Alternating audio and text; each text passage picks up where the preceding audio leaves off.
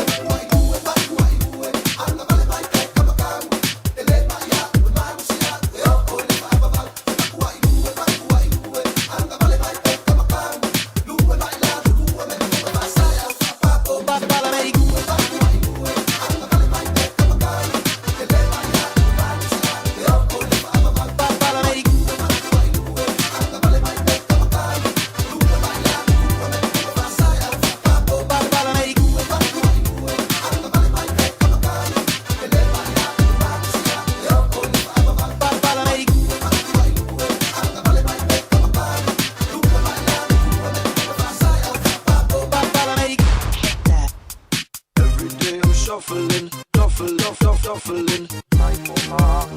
Yeah, secret K-Town. DJ. DJ.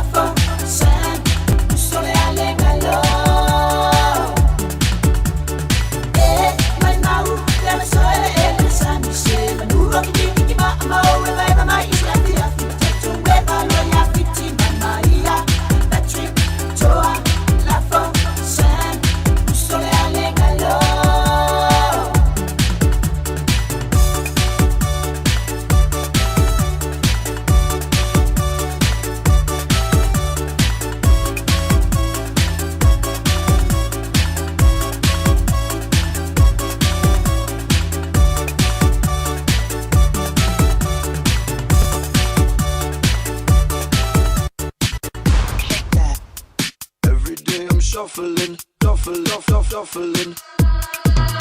Like that boom boom pow, them chickens jacking my style. They try to copy my swagger. I'm on that next shit now. I sold 2008, you sold 2008. I got that boom boom boom, that future boom boom boom. Let me get in that.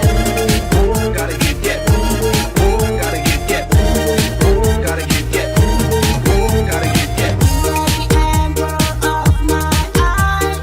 You are the river flows by.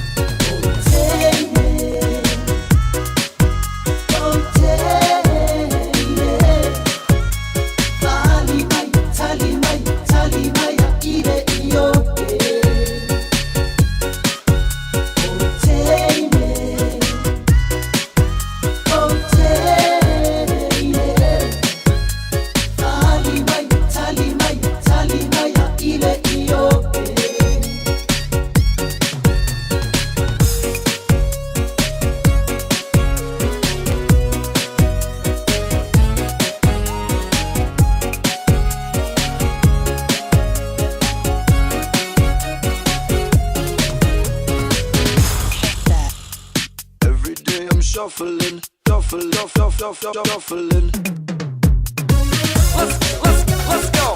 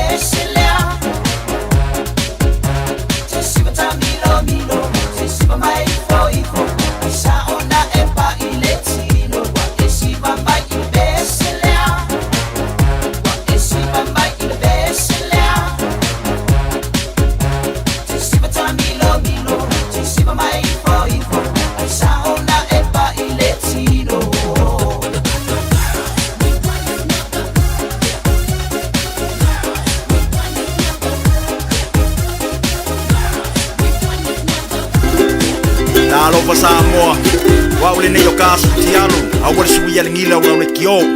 Eva mai ina se fulu lima iva kolu, amo, Radio Samoa, Vevela a.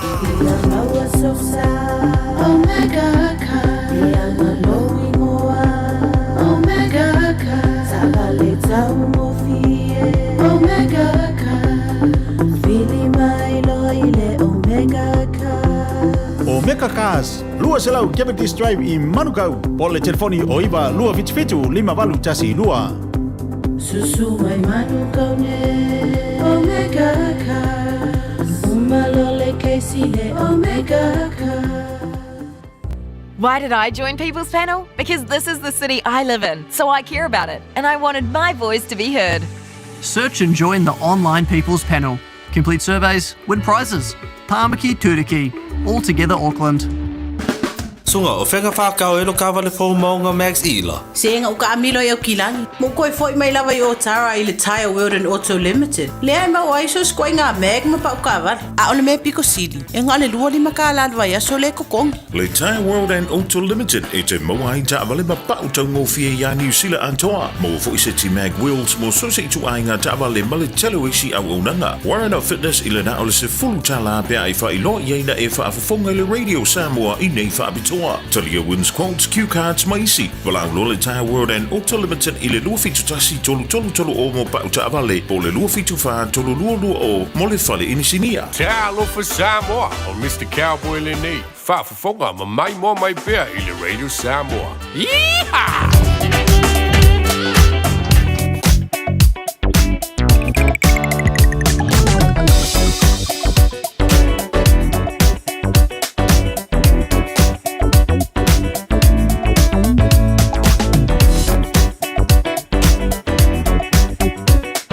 Tavi tore mai loa sutoro minute ona tana le tolai fitu.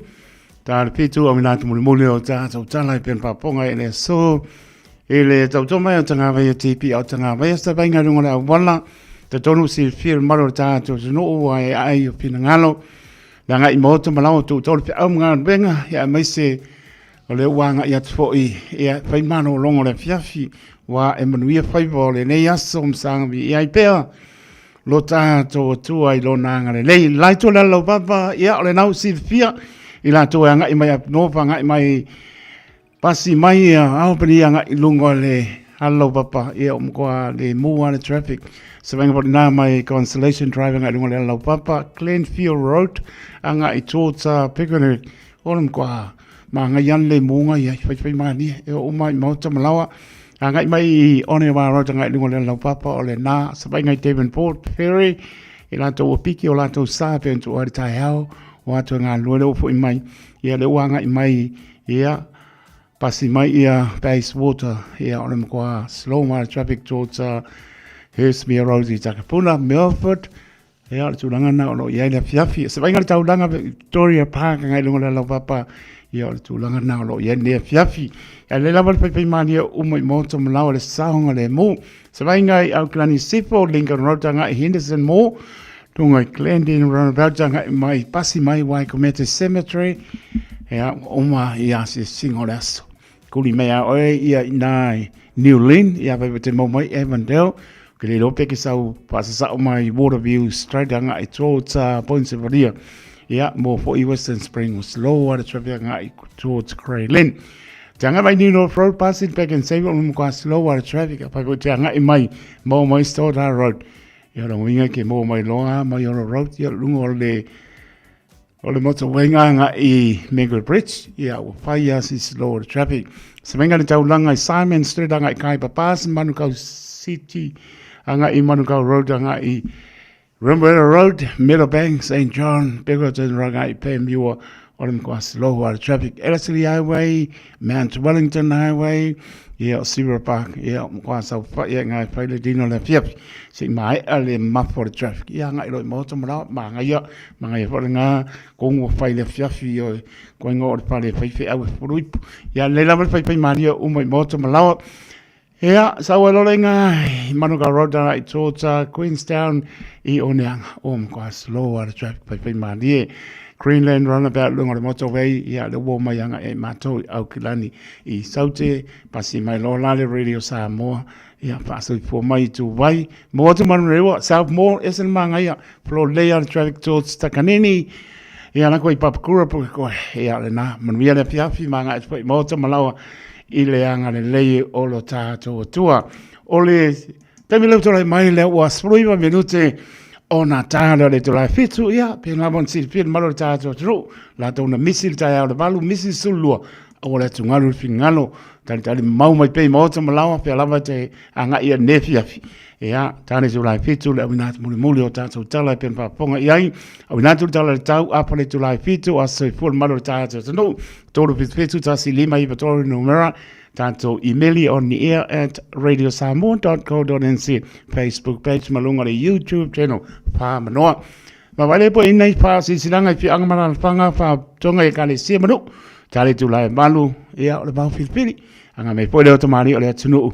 Ya, wa po lau paso, ya, talasa mo manuia lau paso le fiafi, apa le tula iwa to por clame a reto leola, te pena ina le stunga le papenga inga le sana pui maona makapi, tau lunga I po leo se tau tua, so apa ma lolo tato li, pelo Yesu ke riso lo tato li pao, ya, fa lo alo tau wat pa ta lofa tu ele a tau tato tunu, mai lama I munga mo lunga pa ia se o pito titi ta lofa lava, ma lole so I po mria ma lolo po lau, Patalo pa ya pa aura tana lelo pa tuna pa ulia so stapo auto neima la langi atoa.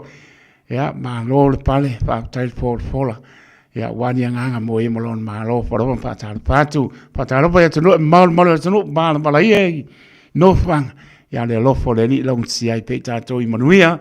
Ya meso so for tunu so for how lei tato vola tato te au ona pe mo e molon pe ngalo for pa tal patu. Patalo pa po so mo tanga sengasi mo tamlawa.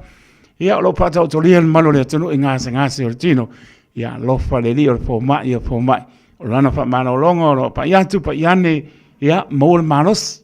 Tato te nga mo ia molon pe ngalo polovan pa tala patu ila to tuli pa salanga. So sto ese pa pe ngano to le e mana tua to tsalo to ia ha e mai to lingo to pa salanga.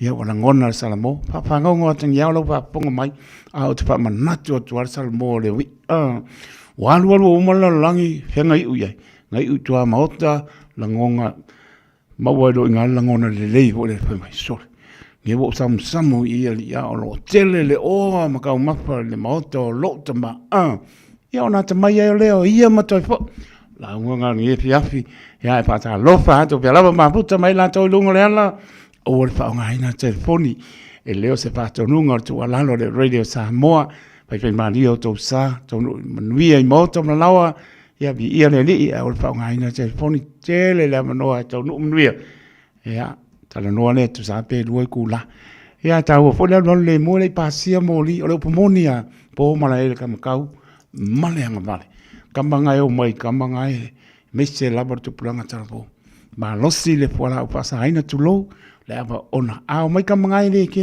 e o le lor pa nge kana o mai ya e pa ma mana jo hatu mo tatou o malava nga ia e o saunga le mu manu lu le fiafi saunga le mu le lofo le tau fo lo tanga man la mai pa ai lo le awala le se si lunga le tula pono ai maria la fa sanga sa mo ma lo fa tai le trainga pa sala fai lenga ponga mo pa lenga ya se man francis yoane ya male lenga sa be el Harrington la tau tum tabela nias ya fo ya tia ma mi to ma la tau to la sa tau pa ta lo pa ngol apio fo ringa la to eva mai sin leo so tu atina ka lo fai lo salia o ha mai o le tina lo ma puta mai anan bai la mo bring tone ta lo vatu ya tu sa ene masion tu atina he nga la o pepe pilione pa tu ya sal masina ta lo fai manu lua fai asi manu lu ka lo fai na yo tu asina sina lofa te atu mo to ya mafa na pana aure li ya to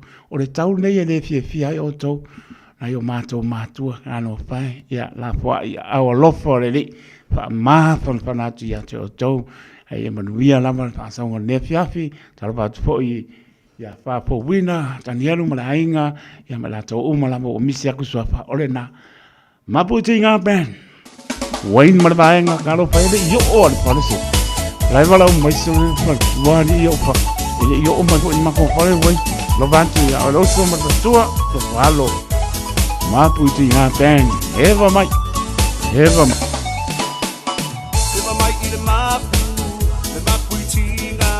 Papia inai oe ia na musika malie musica ileva Pate ailo vai mai au maluena Vai au fika Nei so wita Esa wia wa upia wa aia tue wa siva Eva mai la ia Le au pa i mai o tara Wait to see o malae Chick helena wa okay Eva mai la ia Pule lava oe i lau fika Avea lava o le musika E mapu ai o tina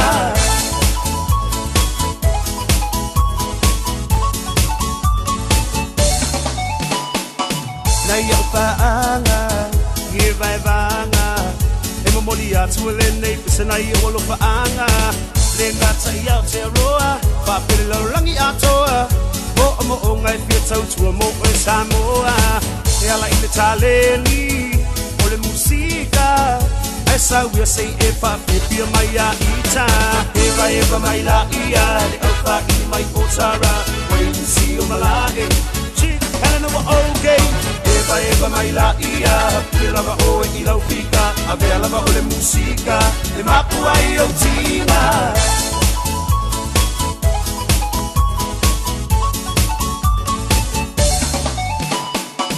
Eva mai i le mapu i tinga Papia inai oe i ana musika malie musica ileva Pate ailo vai mai au maluena Vai au fika Nei so wita Esa wia wa upia wa aia tue wa siva Eva mai la ia Le au pa i mai o tara Wait to see o malae Chick helena wa okay Eva mai la ia Pule lava oe i lau fika Avea lava o le musika E mapu ai o tina Se vai mai o le nei party E pa o le nei party Ai ase foi o le musika E pisa le na party Paski mai lo i le mapu Oka e ua afu So mai lo ma le mix low So o singa mai lo wafu Se vai mai o le nei party E pa o le nei party Ai ase foi o le musika E pisa le na party Paski mai lo i le mapu Oka e ua afu So mai lo ma le mix low So o singa mai lo wafu Eva mai la ia Le au pa i mai o tara Wait to see o malae Chick helena wa okay Eva mai la ia Pule lava oe i lau fika Avea lava o le musika E mapu ai o tina Eva mai la ia Le au pa i mai o tara Wait to see o malae Chick helena wa okay Eva mai la ia Pule lava oe i lau fika Avea lava o le musika E mapu ai o tina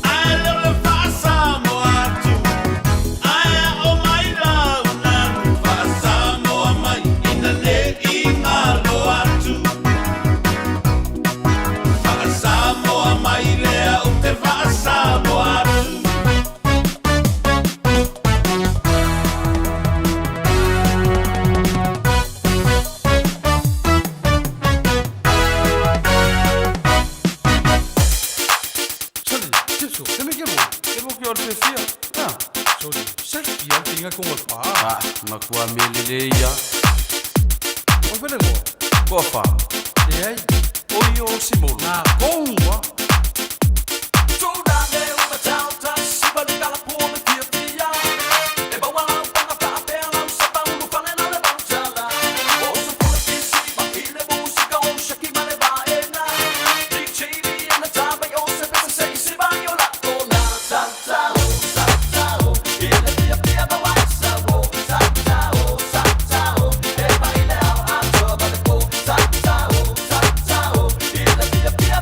So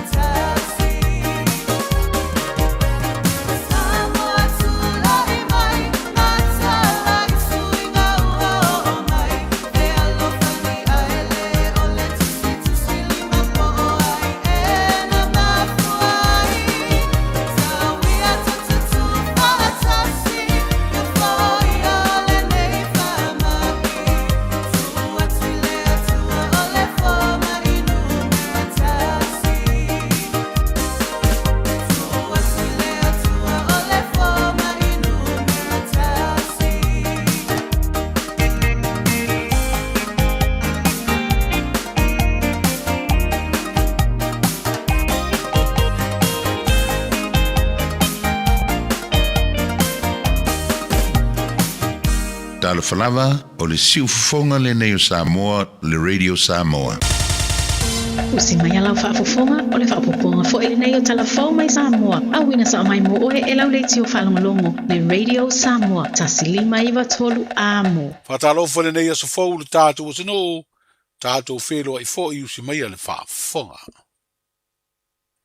O le whaatino ino ngā luenga le whaamasinonga maua lunga e peona a vea ma whaamasinonga o palota. Ina ua amata na ngā luenga le sue ina o le tangitau palota mai le tu malo. O fale ali li tasi, mai lava le amatanga se ia o ina mae a mawhaia lana whaai unga. Sa whaatino e tusa o mana onga le tū la fono whaavae.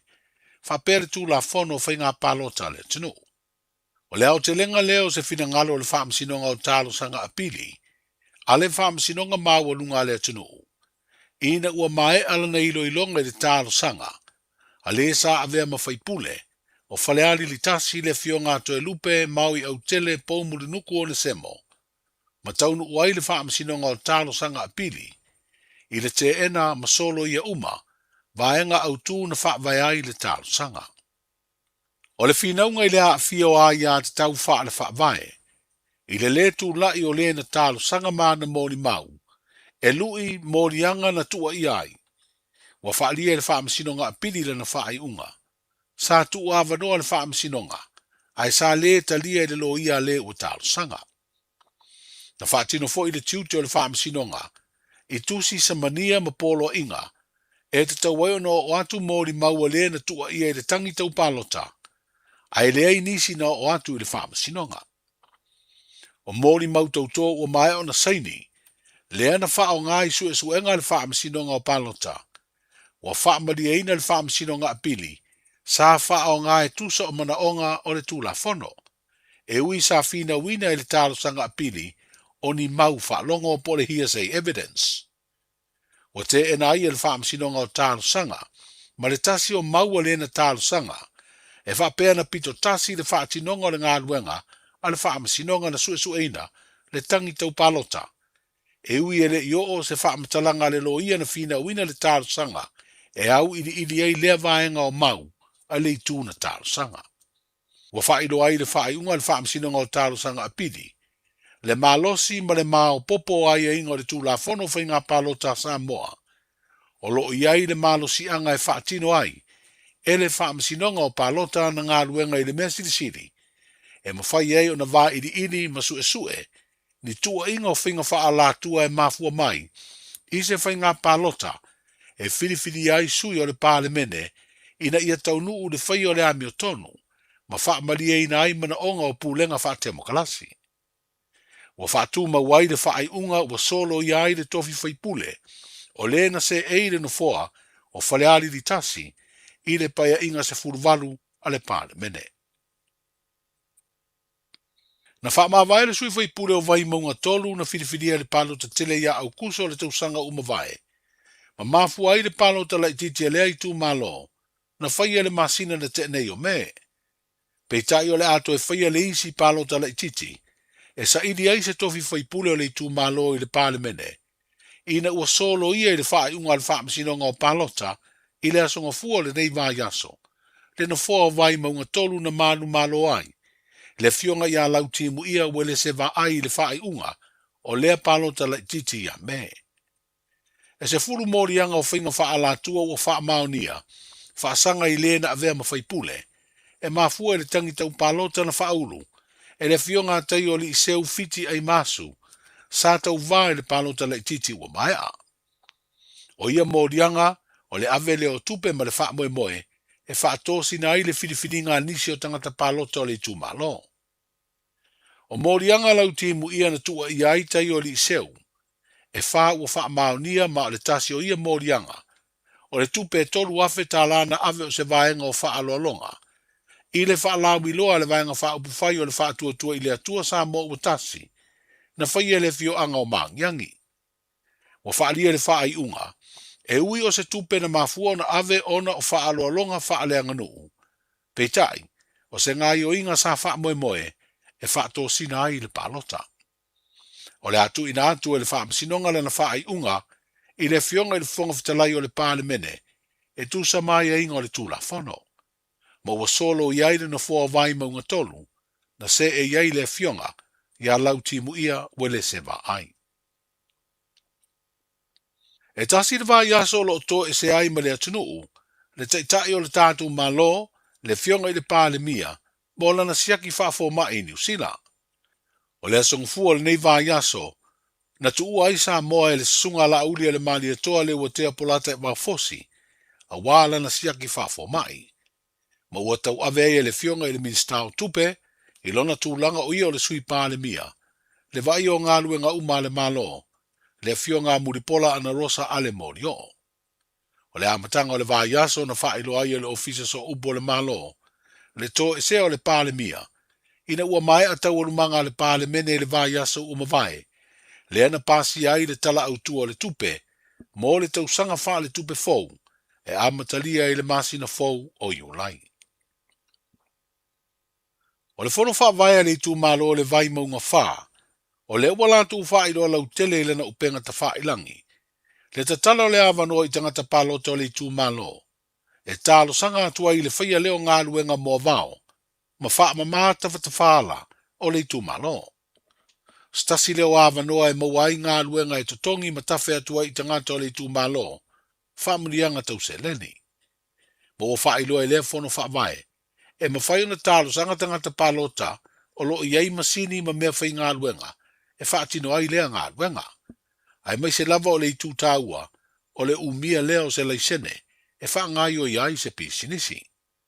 Ai le taunu mai lea so muri le nei o le masino uni, e mai ai le tausanga wha le tupe lua o lua lima, i le lua o lua ono.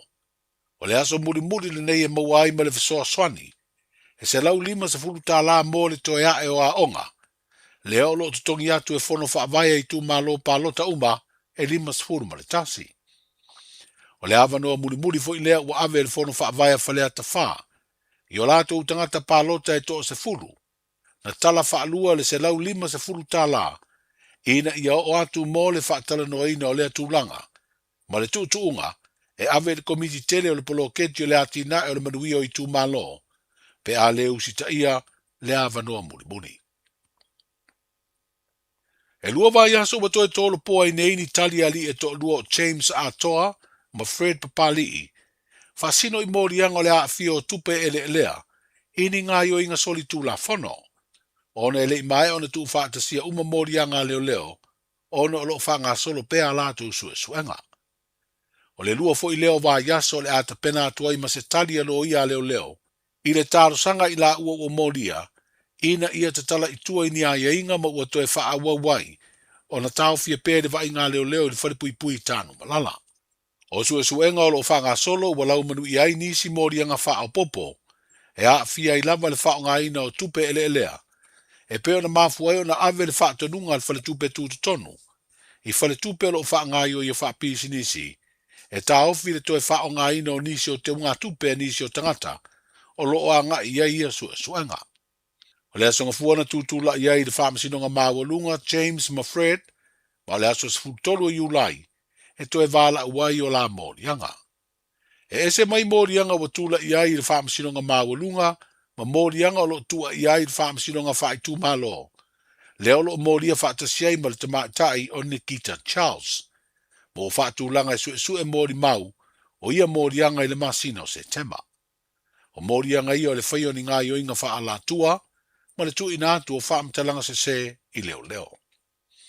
Talai o le nei aso, seifu. Pui lo a inga i le tau malulu, au e te whaatali. Whaatonu nei loa lo tu i fulu, a whai ngono li mau tau sanga pe o vatu, pe maua o e singa se tu mau, mai tanga, po o maua foiso o alo i singa se tau manawa. E ma whai o na whai a fua lo tu i fulu, tanga iane i le upenga te whailangi, bookmyvaccine.health.nz, e vave to e whai ngō fie, mō whapesili manisi whamtalanga, really mai le vaccination helpline, o valu se lau, lua valu lua iwa lua ono, o valu se lau, lua valu lua iwa lua ono, po o le fono, o valu se lau, tolu ono ono wha valu, o valu se lau, tolu ono wha valu, e siri le poipuia na i lola tonga fitia, whai nei lola utui ar fulu. Radio Samoa. Taslima iva tolu. Amo.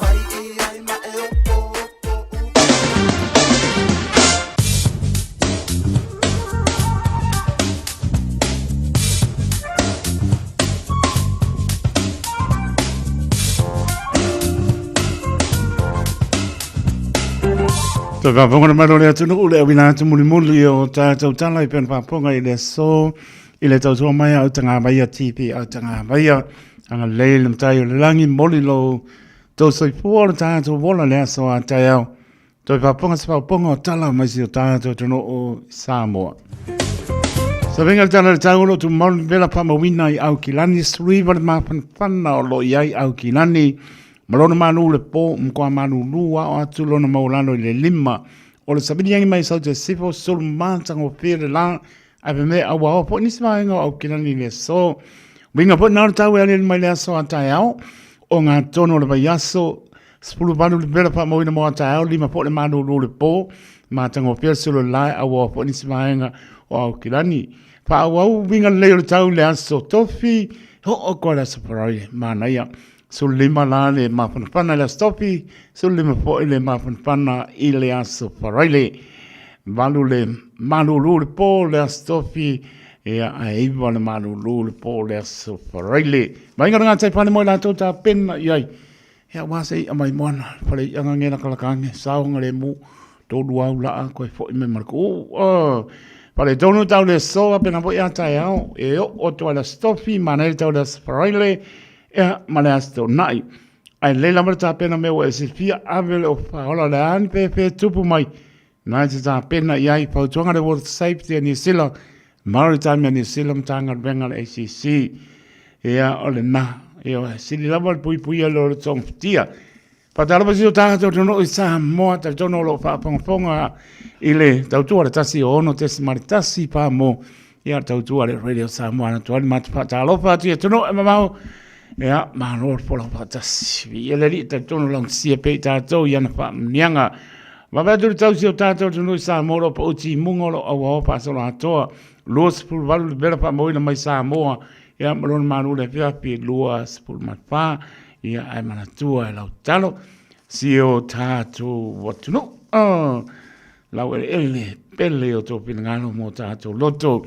Se maingai, sau mai apnoporo manai alpa. Pa malu mai e lau pa usa timu e o mai ao pani pe o ngalo pa fua le pati sau ngala lau pa pol mo ma ngai a le traffic la nga o sau ia e o mai mo tam lau le sau ngale mo io le se mena e le a ko nga o mai a mo ria nga venga ia se venga na o kanto Rotorua tau por tanaki manu tu matango pia la so nga po nai pe plenty ken country kispon mok spela mo Wellington matango pia la so venga por nai wa up on palms the north maybe amazing tau ranga mani sivanga tu o se ia pa ia lama pito la lo sa wan klai se mo no tu oi oi ele ungang la rangi ku sei ko ki makane upenga warta ya mo o lo ka ko man sangil malo ma sangil pai inga sulimra biru jo bote ale tu la pitu ya sa va inga na ta ta o war si pil malo ta to no smaya la pa ponga ta to nga o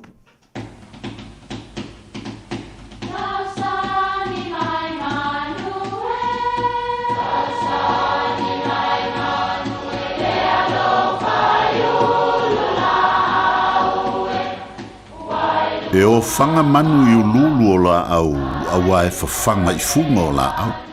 A o le tangata, e whawhanga I upu matala. O le mawhileo o alanga upu mamuanga ngana Samoa maona whaapongai, e a fua I lona sio mianga.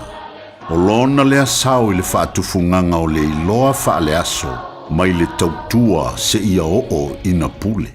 O alanga upu mamuanga ngana, ua lanto mamanuina le tō whamanino a Samoa, mana tua fo'i, e tāo fitau muli le atunu. A si le ngā taifale, ia folau I le la afa. O le la afa e malosi a wae le langa mai le afa, mai matua whainga tāo na leanga. Po le ale malosi o le afa e le tai o na masai. O le ala lea e whao ngā I e tautai I taimi e malosi ai I le matangi po le wha. E whatusa I taimi e au fia ai le pa ia ma le mamalu mawalunga. Ma ua le to e au ngā tu la whale whataitai. A e te tau o na lafo le launga I le au puputoa ma le au fue loloa. O aso whapene e le toe au ngā se va e folau I le la fala. Ua pea ua le vasa se I vanga nā lava le tautai e folau I le la afa. A si I le ngā tei fale. Ia folau I le la afa. Manuia lau vazau saunga. Yeah.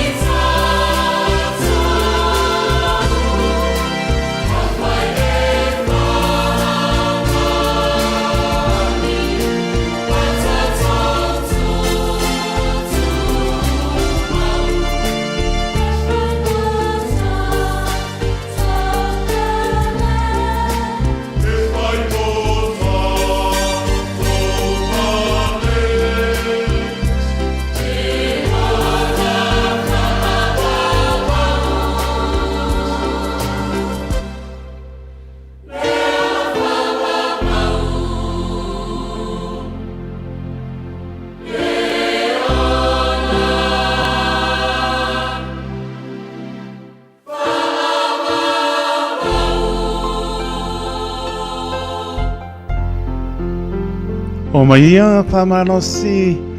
Se vong mani le kalesia pa botonga ke Sana Merk Samoa. Mai wiri. La lo tai sa inga songa to ina ya maptanga pa le nga pa tu ana ia lo ptele asu mo lo man foalo. Ni po si ta so e kalesia ta pale. Wana man ulule pe ngai ta to amisi le pe ngalo pa ia le tu e kalesia fia lo pa tele atu tau tu ar programa mai so le ator ta to. Atuno o lo va pena tali na mai po le tau tu ale Radio Samoa su lima e va tolu a mo ta tono lo mia la malo ta to no ya mai se vi ingolo ta to tu pa patia i pe lona mantango fie tau si mai le ne yaso pe lava sa nga ia le lu fafo ma le fale malo le atuno na fa nau ya on ta po ingal malo le ta to no i to asin sine la pa ngal venga to fie le tu ta tono o le tia me oma whamahoni o le lofo le atua. Maulunga lona vi inga tu mau e whamau. Lua su whamiru te ona te ale tu lai fitu, nei miru te tana tātou reino aso i fōr maro tātou sunu au ni ngaro i meli, apia polinga le YouTube channel whamanoa, ea, mawai po ina i wha si silanga i pia angamara panga, pa tonga i karesia manu, tā le malu, o le mau whili manu ia lau wha soa Samoa, ia nga e nei musika su e floi, a pale tu laiva o tato toi proclame a reto lola pene na sunga pa penga ya alsana pu mon makafi io mai musica le fiafi ya tato to le ya so fu la lo Samoa wa le ne yo gas pitiano a wa su ya ngila wa le kio ai va mai le se fu lima i pakol amo Radio Samoa vela a magi favorina Danielo Brainga Leo Umla mo mafta mai no patnet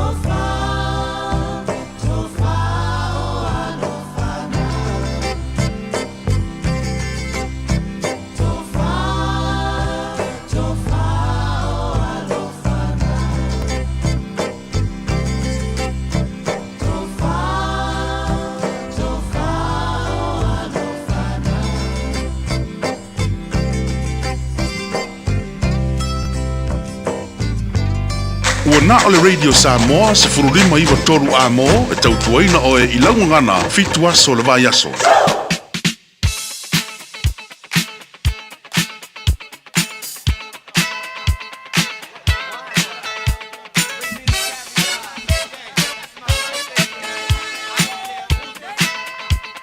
Mzara tato laina Samoa suru pele ya ole ngalo tato imeli api polinga YouTube channel fa manoa mo lo le manoa wala mai mai foi le ta pena program stato pese mangaio ya le se me alo fa kalvati ya lave na nai mara inga time up to mai lave na nai mara inga via le fiafi io e sua laisa lo dungo lo mo kwa fa bu pusa le velo se ki kamanga kani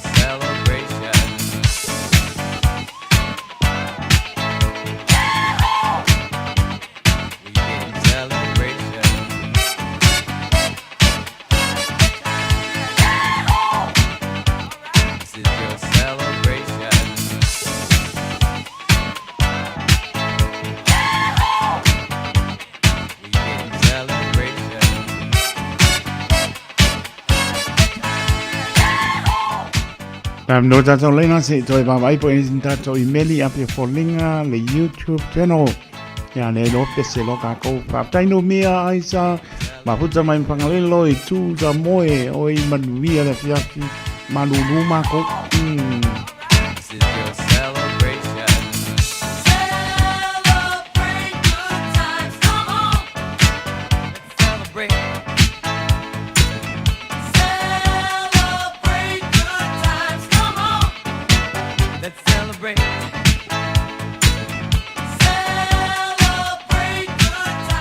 Bale mana ya bakku asau seki ka ko per fata pa le au ona pe ma fon pa le or polenga de Radio Samoa ma do familia to aso for maro ta to no la to umman familia le soto aso fuanga le to fa popo nisi to sanga stere so fu mo nai ta to mana tu pea ya bea pe ta to nga mo ye malona fingano Manuia tele to was say for happy birthday to you o si pong mari se o ya bueno yo se ul polonga o le se me no fakano pai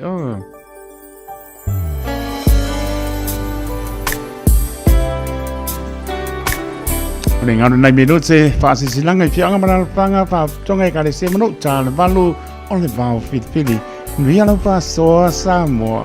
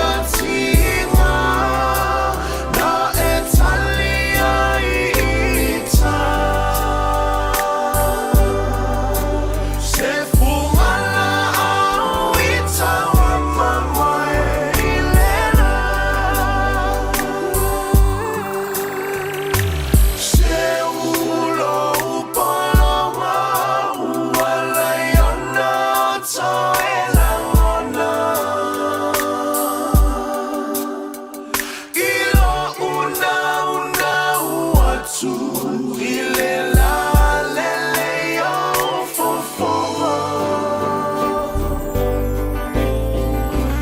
na o mea tinga na e talia I ita se fumala au ita wa mama ilera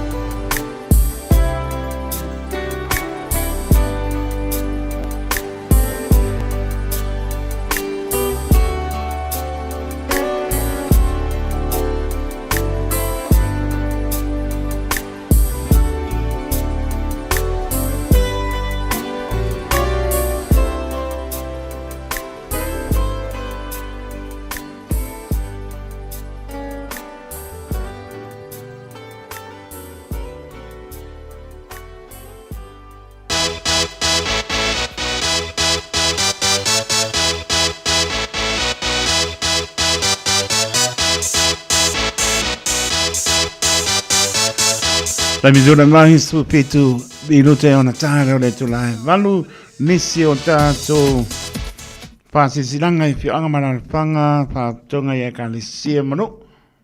Smea lau pa ponga Samoa.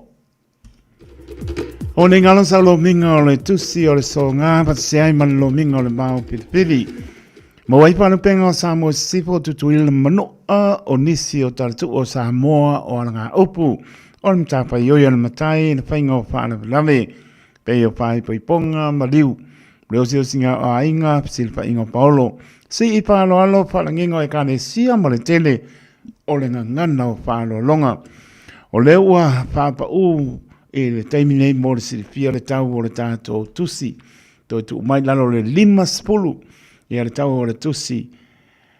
O le songa ia po le bao pilipili ia le uma le masino I ulai io le la uma I ulai do pa kaulongi au kusi se pulu io le ungo I ulai to fo le tato le pitspulu ia na le ofisa la le Radio Samoa tolu no pa tolu hope o avenue I Manukau City o Mawai monisi pam talanga le lo tal noa I la fonga pia o mato ofisa le o iva lo no lo slima I tolo no mera o iwa loa no loa, tasi 5 iwa tori no mera, pe tanga iana le shop radio samoa.co.nz.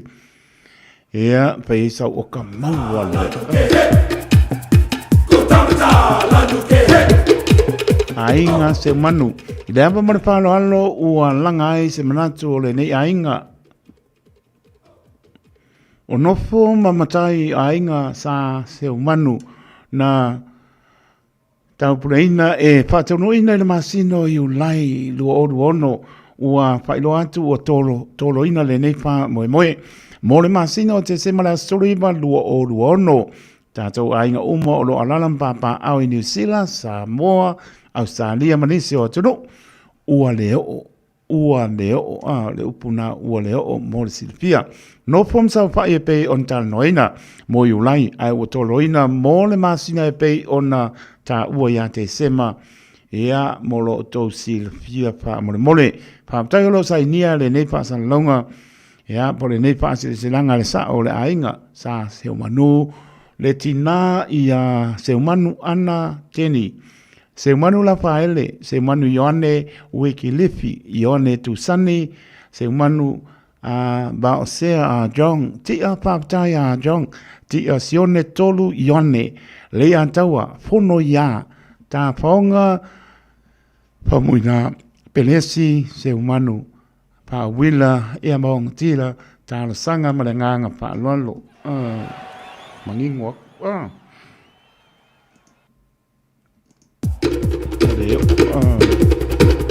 Team no excuse sumba ua saula manu lu moi e a tili lo ma lili pe a enofo e le fale moi sumai la songapua o songapua uma la stofi e a fayala tato sumba a le team no excuse mawai i a le afu familie mawai le afu mawai ma le aifu ia mawai le ata ia male ma o le tino le se tongi to atu si pap to toy town o to tasi St. George Street pap to toy Leono tātou wheilo iai e le whainga me ai me ka pia whamaskingu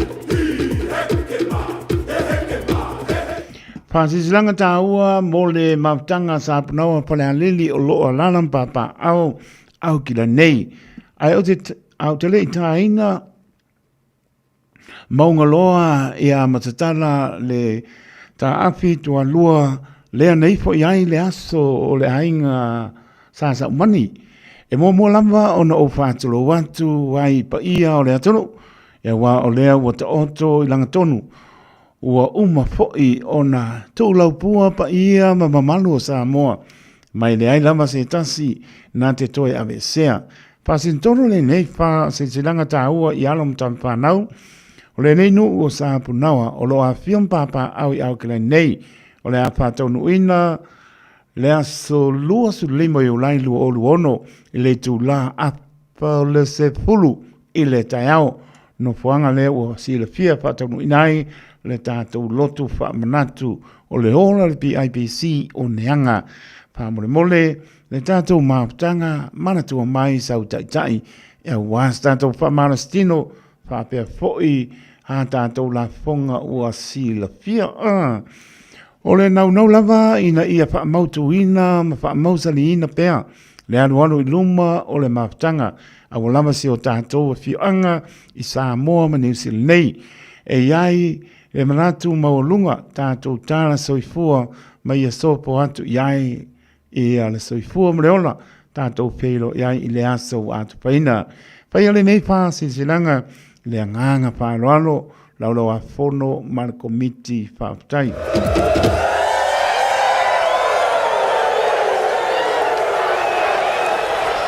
Hainga potopoto suli umwa muriavi i sāne a taua i manono o le anta o to ia whaamaene o taida loto sa whai ngā Samoa mai lama le ngalu whaati o le tui manua se ia pa ia le vai luanga o le matangi tu lou na lama pa tu lou foi le au whinga venga le tu o lo whano noa manu ia awase manuia o Samoa mo nei mā tai au e iari tato nunga maulunga o lo tu maulunga pea le pule wha soifua tu lu i a le atua i lo o tau soifua so mātou wola e iai le manatu o le awhanga tonu ia, le malama mbili tonu le ifia maina, e ala le wha moe o le nei wha silanga tāua. Mo le tātou wa inga poto i muli havi i sāri a taua i monono. O leo wa e ai se tō wha ale sa o lo tātou wa inga le tō wha i a puti, tani wha ifo tali. Ua ia whina ngalo ai, e fia moa sa tātou whenua inga wha a mole. I le aso limo i ulai le tula, whai le fiafi, i le tapeili lua fitulua, Dira, Cow Drive, Burswood, e fia tala noina ai, ni mata upu ta ua mole anga i luma o lo tātou ainga. Ato ai marwha moenga ta ua, e a wā lo tātou ainga i mule vii. Tatalo pea, mare anganga, mawalalo, ia morita ia le atua lo tau soifua sa mātou wola. Le nāso ua fuafuaina mo le tātou whenua inga, sa inia le tau whāne sao, futi tali whaifo, te lea matangi olo maranganga whaaloalo. Tamo le mau i vai moso, o le anta o to ia whaamaene o tai loto pa ia Samoa, pa ia mai le tai samsama, tui manoa se ia pa ia le lua loto. Le aise tasi nā te toe sa ngole iai, ai fa sin tonu le nei fa sin sinanga ini alo manitama fa nau se o matou nuu o vai moso lo alalam papa au iau kina nei o le pa ia lava lea suafa ele susu o le tama o le fale ia mataia susu so le i matua ia patau ave su le no fuatama ia melei le matua ia to oala matiu fea laulua to fa ingoa matua ia manu leua, ia male whaleanga fulu, whapea ia toma aunga une, male aunga malie, whapea le malai. Taruai ono lea wa lalata le vaivaa, ole o toe mamau, ai amataina le whaanga tama, ole la kapi au kilani Samoa, mole nei tau sanga, O lea wa mana si ai o le la au i so tō whingano so soani a wa susu e lama o tātou wha malama ma wama ai si o tātou nuu. O tō soifua ma mātou wola mai ai e le lei lama lo tātou tō ese a nuu po te poto. O lea ma la awa tuai lo tō pa ia ma lo tō mamanu. O ai lama se ano ma se tama whanau o le lei nuu o vai moso e fia tuu mai lona tau au.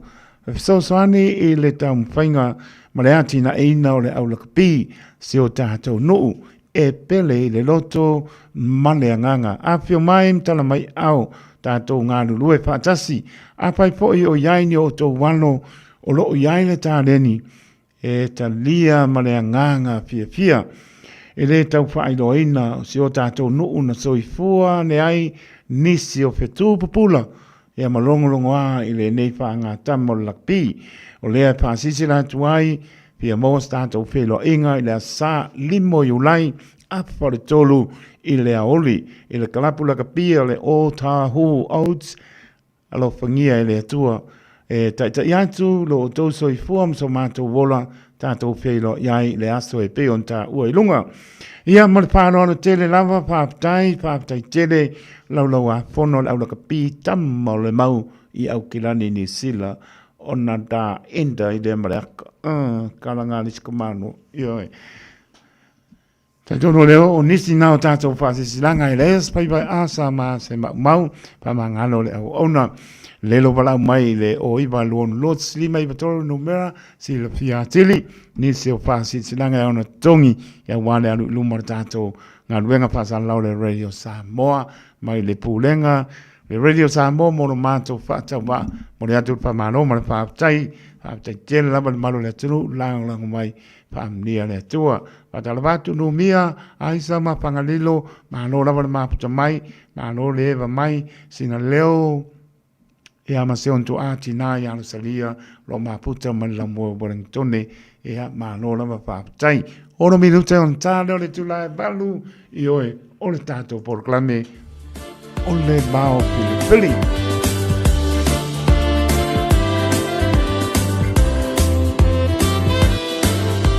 Sauta o mau, ile mata, olo tama, olo tama, sauta o mau, ile mata.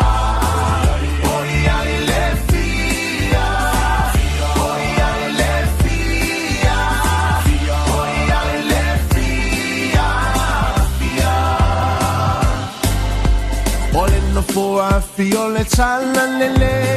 Sauta o aine, all in the for I feel it's hallelujah.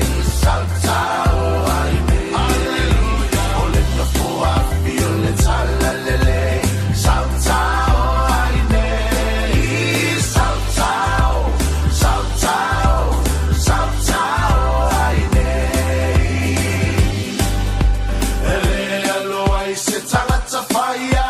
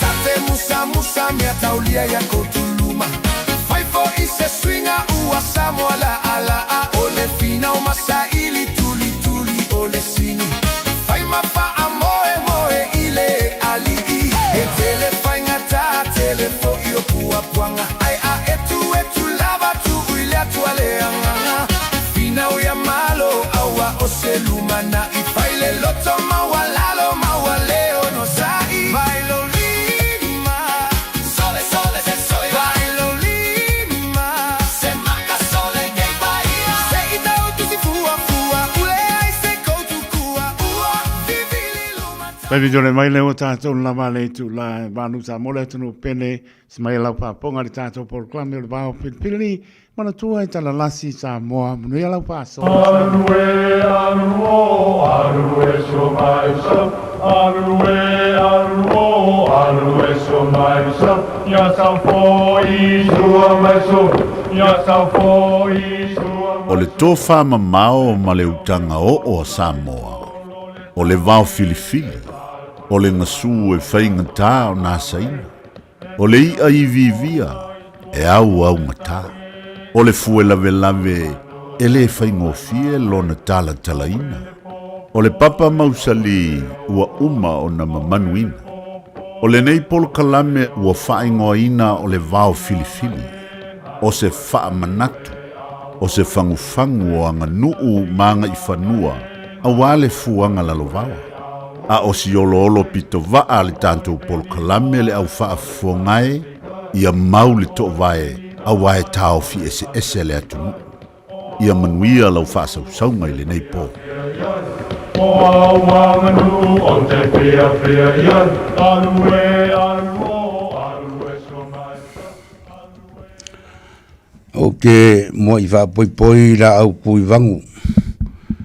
E pe o le kala I le fioanga o le malu malma mea malo la whalenko ese. O le winga o le mea. E whapoi le savali. Whapoi le ku. Whapoi le ngofo. E whapefoi o ngā whapoi le kaukala. E kau mo whai e kwai so mako whamkalanga. Ai o le aso sopo le mangwale au ala le mafua. I le whaafonga anga man whaasausaunga pa ia o Samoa le nge fiafi. Mangaku. O pa ia ma sa ma whai ngā. E mai lava I leo ngionge leo kufia. Kai sama sama o le kui mangua. Se ia pa ia le whao sa wali I siu papai. Whiri ma puri kuu ka wilo ai malo. Ua umang kofi. Samoa umang kofi. Ua umang kofi ko wha e pe o le kala e whai la au kau o ngā whangua. E leo se la ngonga. Ngongu aku. I whawhale upulunga. Ua alo lako whako ang kausi lea. Ai leo e kau mwhai aku. Ia e whai ma awe whi au. Whai foi ma whekalinga kau momoli. Whekalinga ia lulmuenga. Ia whapea foi whekalinga ia sale aula. Whai eini leo whakau waa. Whai masui o le polkalame o le wawhifili o Samoa. E whakalofa whawhelo iaku le pa ia maulunga le whawhongaanga le kakua kungu Samoa. Le ngaka ingi sila ngei. Ia e so se kafo le ngila langi o whawhonga mai ai le polkalame. E whawhkai ai langa le leo le akua. Malo a fua I lau maua. Whai o ngā kako waulia mai li ngi fui whawawinga o le polkalame. O maua lo kou sui fua lau le lei. Malo mako wola. I ai langa le leo le akua. Wa o kako fufuanga mwhakaunga. E ai al kalkunga ngā o se foi ai wha il kau ka whea leo wau. Pa leo ngakasi malwhinga ngalu pa ia o le akua. A le so. Leo kako kepa I ula, kanga I ula. Kako fufuki a mga ula. Kako wheloa I lea whakawhaka. Te soi fua lau le lei. Ma le langi mama I pa ia maulunga o Samoa. I so se kafo ngina langi. Ngā ko ki whakalofa. Ofolo whaku. I le pa ia o lau whaafonga. Ia e whai masui o o le polkalame ngai. Ia whapea foi le sunga i le makua kaulangi. Ia leo lo kui makangi olo le vao kako ngai le polkalame. Ia male lalulangi o whafunga mai. Ma lor se fua manguia. Ia ma lor se fua lau lei.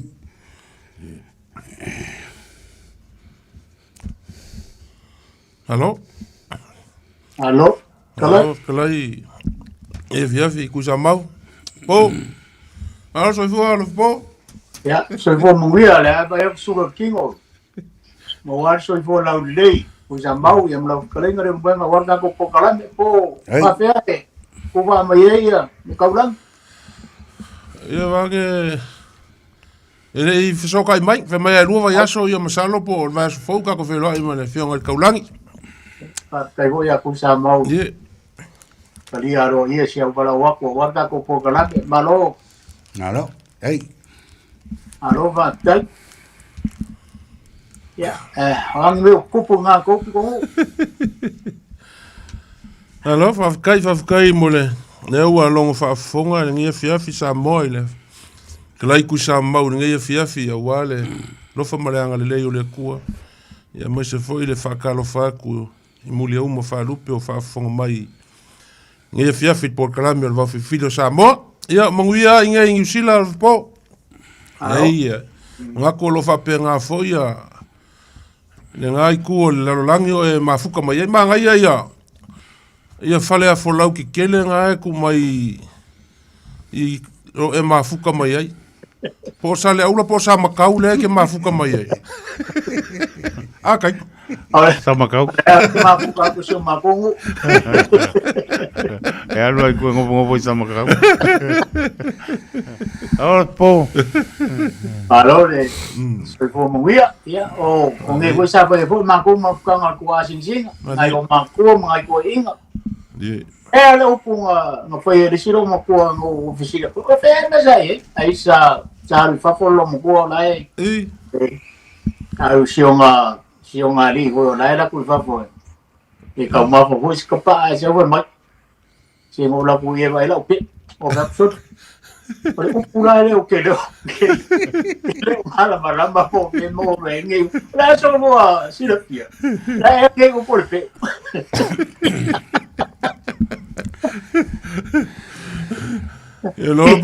Ke lopo I ve voi. Tu pai nga e, whako po oi, aku ngu ia nga e, pesa nga whafafo nga e. Ai ei singa makau pula I kiki ka kalango I lofu po, le foi la laku sa mau. O nga ua, mai kauinga pea, o nga I kako whaiva whafale upomu.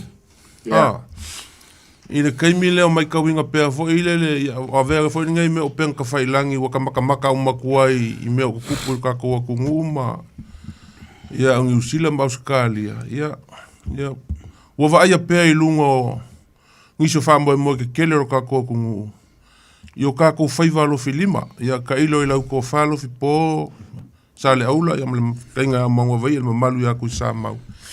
Ia I kaimi le fola I ava. Ava peo le o nge ngofo o le whafo kupu po le ngofo nga whai. I kaimi le fola I ava fo I o le usu. O le mela o mai kauinga. O le kasi au lua wha limo wakele. I le kula fale le fola ava o le usu. E umoloa whapea ku I le kauku. Ia, sau e kango I le ava, fili lese ava ave ore. Lau fionga I le, sole, fili wha lese ava e. E le kango I ava e whawa senga le lei ava. O le mea leo mai kauinga. Ia, o le mea ngā leo o whakorunga o makamaka ai. O le mea leo o mai kako kalangoa ai lao. Oio le...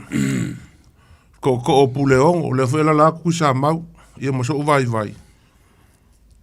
Po le wingo le, o le whainga sa o le or ka kou whaiva.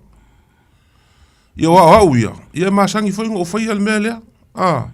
E makua, e mai lo le whaalo alo le, o le ali kai au ma le usua le ngu ma le kumalo e ma kwa isu e le ava le ngaka o se ava ke le ko e le longa ango ko mi ia o le lakas ia so mai ai ma lupe singa ma fapenga e faia ka ikanga ruanga ile longa ava kanga kule kungase al mele o mai kawinga ngo fo le al fol ava e fai ka ku ava kanga fili fo le se ava nga ave ma la fionga ile ia lo pumongi la o mai ka ko kalangoa ai kilo kupulanga por sa ole o ka ko ngu le o ia sa o mai ka wa ku isi me nga kupumbangi sa va pela uia ai se nga ifangua ngu ai ke o va ku folfola ava ngofo o mo folfola ava mo le ile ava ku ava ngofo ma ku ko inga le nga sa le inga ngo folfola ava ngofo le ai nga makwa ka ngole ko inga ilo le ava va pe o le aila or kar kungunga le or kula fale le inga ia kailo yai ma ilo lusi la fia sale aula ma ku sa mau ka ko kalkalango ai le ka ko se ele ka ko por kalam malova kai le mo ma vai lo ku sa mau stai mi na mai bole sono fino ngalo ia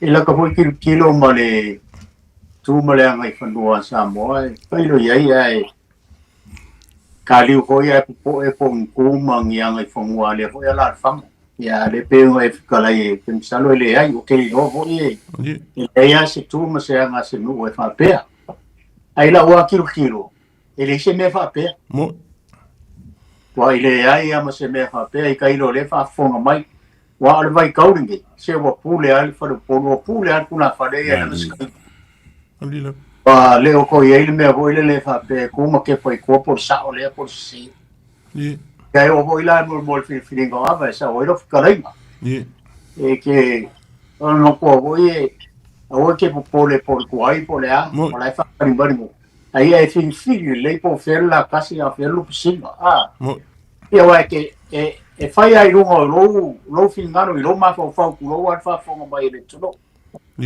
o isi me fa kope o ile ngang kango ko ai pa mai lu pisino le a si ai lunga ki lo ko le ava ku mas e o vai ngale ai ke o ai vai ngale pe o mai fikala i fai o le fo la ava ile ko le e ku okay ere ese me fa pe ngale tulo banga pe o mai fikala e po se tu ma se anga le fo la fama e kailo e kailo ai ese me fa pe ngale e wa e o ke le ai ko al vai ngale ke le ai ko al vai ngale ar na me e fo i na be o ke le kilo e ai fo i la u fa ro mo ku no fikala i lo mo na e o ka e ai ere ese me fa pe le tulo e kailo e se fingalo ku sa mau e o ka fa longo foi lea i se pe o que le vai ai a ka fa longo le se me fa pe o ka pa fo ava se o kula e ka mo e vai se ava le e ava nga i ke o ngase ko ina ngai fo la o ki ngalo pa ko e ke fa ko no ma foi o le fai no pungo hello malo aulo ka fingalo sale aula kasi ngia ngi kumanga Samoa e laung kasi ya Samoa ole ava ele ya se peang mali le prenga sale aula pe wo faya ki fingal ngakala ko ye me awa ve me le malu ile el forfolanga ava mon ko voi ye ne di kai au mlo sfalo a faya kasir kamali ila la ye lus kasi alla kasi la ye o isi ava ava kungasi ava la ye asi vanga o ye mangisi ali o so ali me ka o kamali so se fianga ia ngana ye o la kasi o lupesinga o ava ka kamali o ole a faya kasi ale le kamali ila ye e fola le ava o ye le lupesinga o ye la kas ye por la kas ye pelo pesinga ole a oisi ava yo ava kungasi ai o fo la mele o fo ma ma fa kongu le kauku ava e ilo anga ia ele kalfia ngai mai le lo ele ma malu le ngu il fengo le ava pa fa el kulanga le ia fa ku inga fo ia la ku fo yo o kau fainga la ku ki finga i meia le ai ele o ku nga meia e fa ele le fi mali o mo fa le por e kau nga fa ma malu le a mea mo meo o fa fo kupum va fo kol va ului i suafa makai o ngu mawioanga. Ia te wangangi whongor kongu ia ia a whaifa penga i whai lea a leo le. E leo le nganga lea e a fuai le ngai koe ngā whapea. Ia o la kai ka lea whapupak. Hello. Malo va kai malo le faso malo skalai de pof kai foi a mangovia. Ia leo le me moi leo ke kalango kwai. O fa kolu ngo vai e lungo le. Ia ele su ingole. Ia lango fai vai masango ka ko faia. E pe foi la ke ile. Pe ve un ka kalango ele ska ko por kalame. A vai nga folo e lungo le laulau. Le nga si lungo le laulau e. Ai se me fou ka ko vai. E ka kauanga ka ko fasa o ma ka ko mo ka ko kalango ai. O nga ka ko ke mangu. O le mai kau ya kupulanga. Por sa onga leo le fainga o ka ko wanga ngu. Menga sa o mai kauia. E pauar kai mi ya uiele kai mi fol ava. Pauar kai mi ese ai ya or kai mi wifi kau ese ya kula fale ile nga fol ava. E fai kau ese kula fale ile nga fol ava. Pauar kai mi ke lo ese ai o mai lo kai mi le o le ka fasil silanga o ava o mar faso inga o ava. E kaunga kanga kasi uma ai ele kule aro kako wangu. Ia pe o mele no fpoma mango vaia no kamafa faua ia. Kako kalango mua. Ai le ia makarka ko por kalame.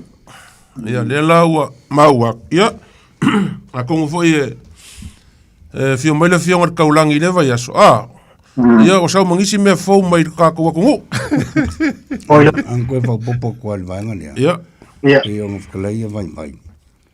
E meo ongo ngai vai kau. Ue o ai Samoa o ngofo i lunga ngofoa ia. Ia le ngu. Waangi me whai o ngofa i ngofoa. Ai a o ar kei me sufi ele ava ma fola ava. E ka kau a ngā susu mai le kula whale i lalo e whai e la ngā luanga i lalo. E le whai e se ngā luanga i lunga le. Ngofoa malau. E kau a ngā mali mai lalo. E whai e la ngā luanga i lalo ma malu ai. Ia, e whai ngofi e whai ngofi ria ava ma. Ia kei me whasoa le ava. Moina. Ia, o te koe whapupokule le vaenga lea. Halo?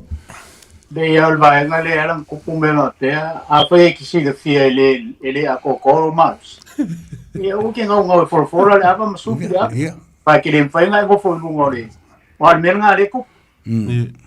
Wal meranga le kup pe ngase. Ia marisia meo le umka. Ai mangir ka kupo kala mele fa pe fa tono le wa fili le tu. Alfa manga. Ia vai mal fofolava fa mol. Ia fa ilal. Fa ilal. Langa saoia vai mal maro kala foi tu sama. Langa o que le foi tu kulanga lo vai, mas em foi ku fisili vai ngale. Ia o koi kaia ia o ia ma ra fanga ia o que vai ku ia le la ko que foi ku langa le. O nga o ka ko sa boy sa o tu sa baua. O me uma o le koe kausami o le koe fongo o le koe ngofo ilalo. Ese por ngai vai ka. A kilo a voi tono noma for ale ava sofi ava sa fa il leila. A kingo ngalo. Ma es ta u le o mai. E me ta voi me vole wa sa ka ko kalmo mo me vole le. Ole ko mo le ngaki o ka mo. Wan vai kaungi. E lei pa il fofolava il vai ngale a ole mo fa poi mal mo kai ile lo suo ka mo e ke wai pa kingo pengano pa kingo pengano aka ko kalmo bo le si vai kai mi ya e fa ku bo le tu no ile va pe ka ko mo vai pe me o kulanga masta Alo o le mai kau mai ale ko ngu o le kele o mea kukupu. O mea o le kukupu mai o si o kako aku ngu. Moia. O le kako ke mai kau aku. Ia, langa sa kako ui mai ai. Sa kako whaia ngā ruenga lea ia se ngā ruenga wha makai a maka mai ai kuar ka ngose i o ilu mare pou launga. E le i whape kako ke le se ei ai. O le mela le a ingi mea e fau kako kirkilo aku i le foku ai mai foi o isi makai. Ia ka kaunga kako whaso ai.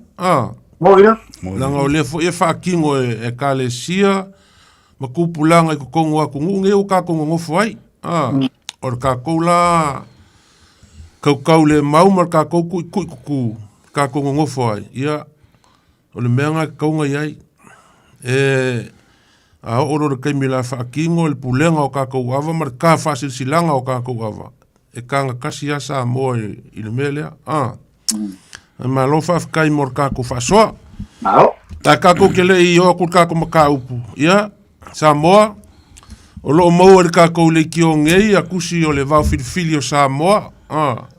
Ia whapea fo il songa. O kusi e ke so soangi lo makai, le ngako wharupenga o nguu. Ia, o konga, o malai fongo, o a mea umai ke malangi. Ma so se mea ke mau e konga kusi leo le vau filifili. Ia po le songa, kusi o lo whakauinga ngei de kako le kio. Ia ma leo pa u, leo pa u kau leo lima sifurka la. Ia kako ia a whai o le inga ingi usila o la malanga i Australia pe ke malanga i Samoa. Ia o lo woso le lea lea. Ma le umba ingei pe ke sumba ingei kako ofisa. E whakausa u kusi. Ia kusi foi sa whauinga ngisi foi o ka maa sa amakale vau filifili. Ia leo lo. Ia i pea ngisi o lo kokoe o le vau filifili sa ia. Whauinga o le kusi leo le. O le vau filifili o Samoa ma le songa. O kako upu lo vipo e peonga. Kumai ai o kako upu le. Vaso fo mulinge i kako ke kalangoa i upu i. Ia, I o le sami, a mai sa i o le alo alo. E ai la upu e maua mai i whaiva o le alo alo ma fuai kau o le akungu e whai i whaiva o le alo alo. O le upu lea o kako penga penga i kua o kai ia, po kai o ia. Ua kako penga penga i kua o kai o ia. O lesia kako upu. Ua whao Sofia mo e aluanga. Ua whao Sofia mo e ngā aluanga. Kako upu longa kolu. E kaa le ngalo a ngase i pa au. Kaa le ngalo a ngase i pa au. O le kako upu longa whaa. Au ole po ia whale o lo. Sa ili la uia ia maua. Sa ili le ia maua. Au ole po ia whale o lo. Sa ili le la uia ia maua. Kako kalangoa kako upu mua mua. Ua kako penga penga i kua kai o ia.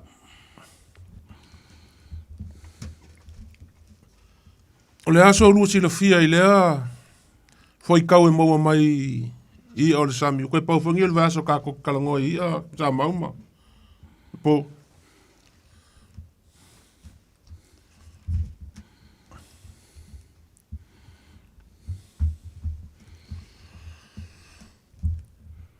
O le whai kaule e masangi o ngā o whaalongo isi e kau esele e lako whaunganga alof po. O le penga penga i kua kai o ia. A oso whafua se ingi ki munga mangi makangi foi i vai kau or kausanga.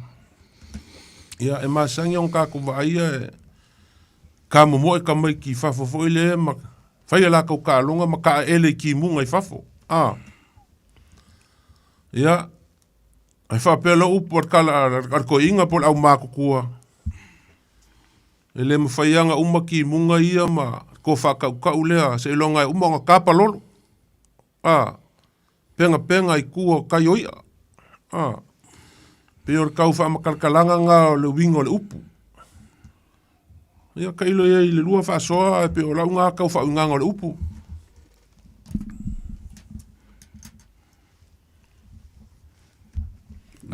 Kusa mau? E kau... O le kau kakai aku te langonga i le upu penga. Pe o le kau maua mai ai ka elenga pe e ka ele awa umal kaioia. E kua kaioia. Penga i kua kaioia.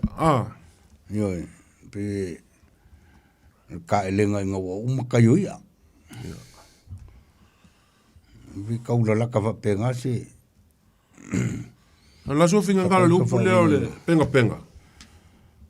Fu el penga fa ya ku pe o lesi upu le avele. Il ka ele. Ka ele. Ia. Pe o le la ko be me penga i ku kaia. Kaioia. Ia, ka ele nga wa umaku ia. Ia. Ia le kaimele a le o pe o le o kua le o kaioia le wa ka ele ai male fia ka mai ki pe a. Ali. Ata le au.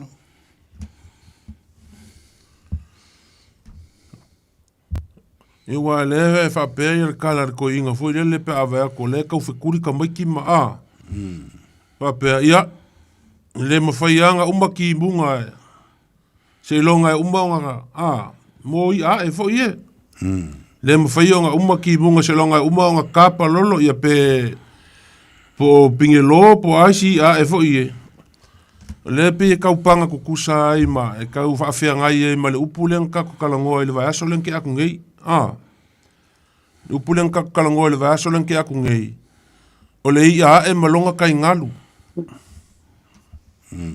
o le ia e malonga kai ngalu pe o e kai winga fa kasi ma le upule o ka ko penga i ku o kai o ia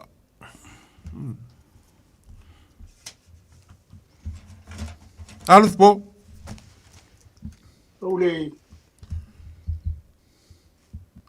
Kaule mau mai. O mau mai lo leo. Ia. Ai kilia mai lo pos. Kilia. No mai. O le longa ke le pa mon mole se kai foi a kai kopo. Le ngai kilia.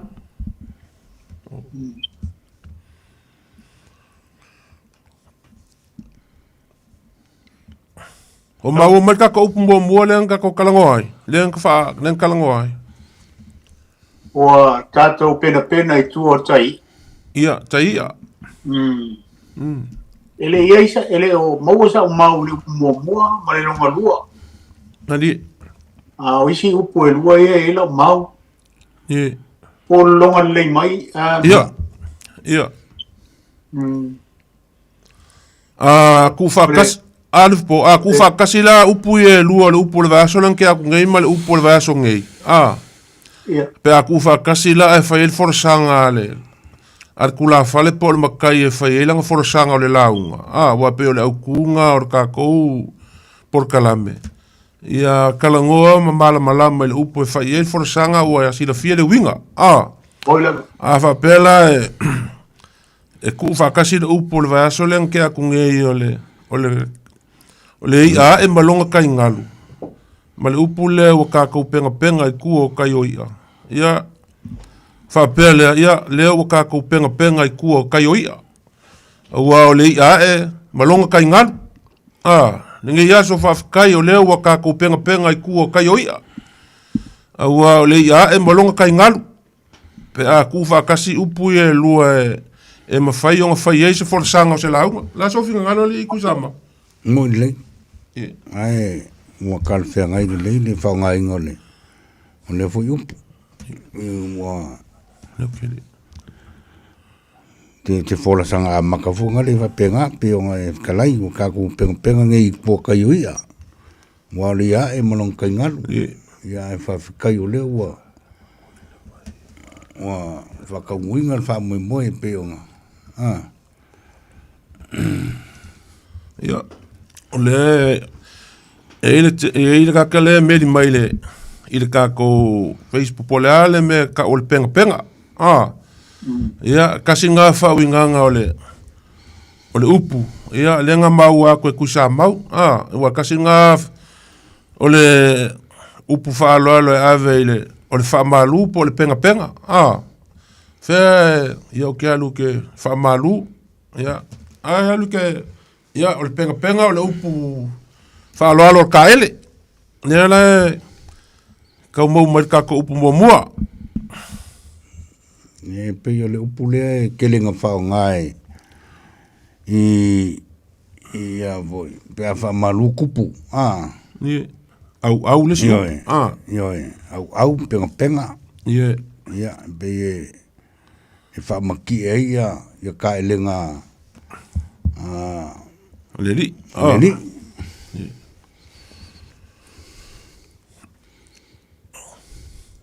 O kako upulonga lua alof po.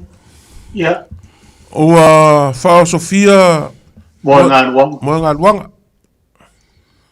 O ngā ua e maua E lo mau aku le e le sa mau le ku le o lo mai ya e kau le mau o mai ko se fo kau le longa. Porque lo podemos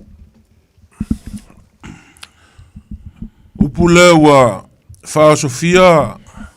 Moe ngā luanga. Ia. E whakakau i whaiwai e whai ngā kai o le luafunga. O le si whauinganga le o le upu e whaasoma e fwoi le akungu. O le ngā kako pokalame kako ke kalangoa i e whaafunga mai le akungu. Ia o ngā whaalau i kele me ma whaasoma mai le akungu. E whape e whakakau i le ia le o le funga. O longa pa o le sami whaiwa fwoi e pei o maka kau le lea. Ia o ngā theosofi lea ua la lafi foi le ngaka o se pupo se lua la ikiki. Wha ofiofi ai. E wha ofiofi ai kongo ska mai lua lea le or ka ngaka la mo mua ka uia yo le whaiwa. Or ka ngaka le e laki. Ua e ilo mamawa koa le au whaiwa ki nganga le ofi le ka mai pule por ka mai lua vaku le whafoanga Samoa. Wha ofiofi e ia funga. Nea la e whape o le winga ngā le upu. Ua Whao Sofia moe ngā luanga. Whakakau i ai o le funga.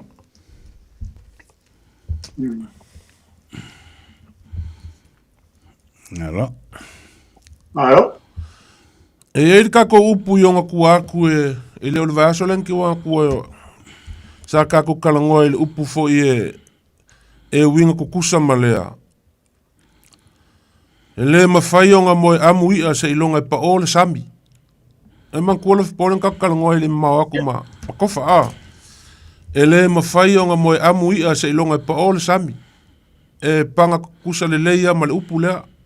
Man kua o ia e whio hai solo e pe ia o le o kamai ka vale fo ia i le. Ai pa o loa ia.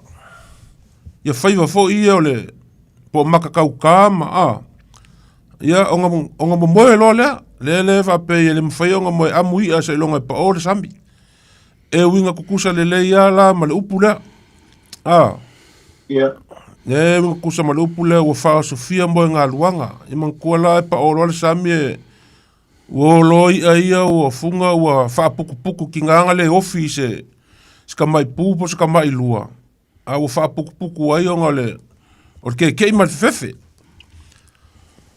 Aku whakasi la le upu lea ua Whao Sofia moe ngā luanga ma le upu lea ngā kako kalangoa koe le ima mao. Le mawhai o ngā moe amu ia se ilonga e pa o le sami. A whao ngā fo lea ku la whale whaiesanga fo le sanga. O upu e whai vo le alo. E le mawhai o ngā moe amu ia se ilonga e pa o le sami o ngā moe amu lea o ia. Ma Whao Sofia moe ngā luanga. Le mawhai o ngā moe amu ia se ilonga e pa o le sami. O ngā moe amu lea o ia. Ma Whao Sofia moe ngā luanga. Kako upulonga lua ngā. Kako upulonga kolu e kāre ngalo e ngase i pa au. upule ngake mau mai alu po.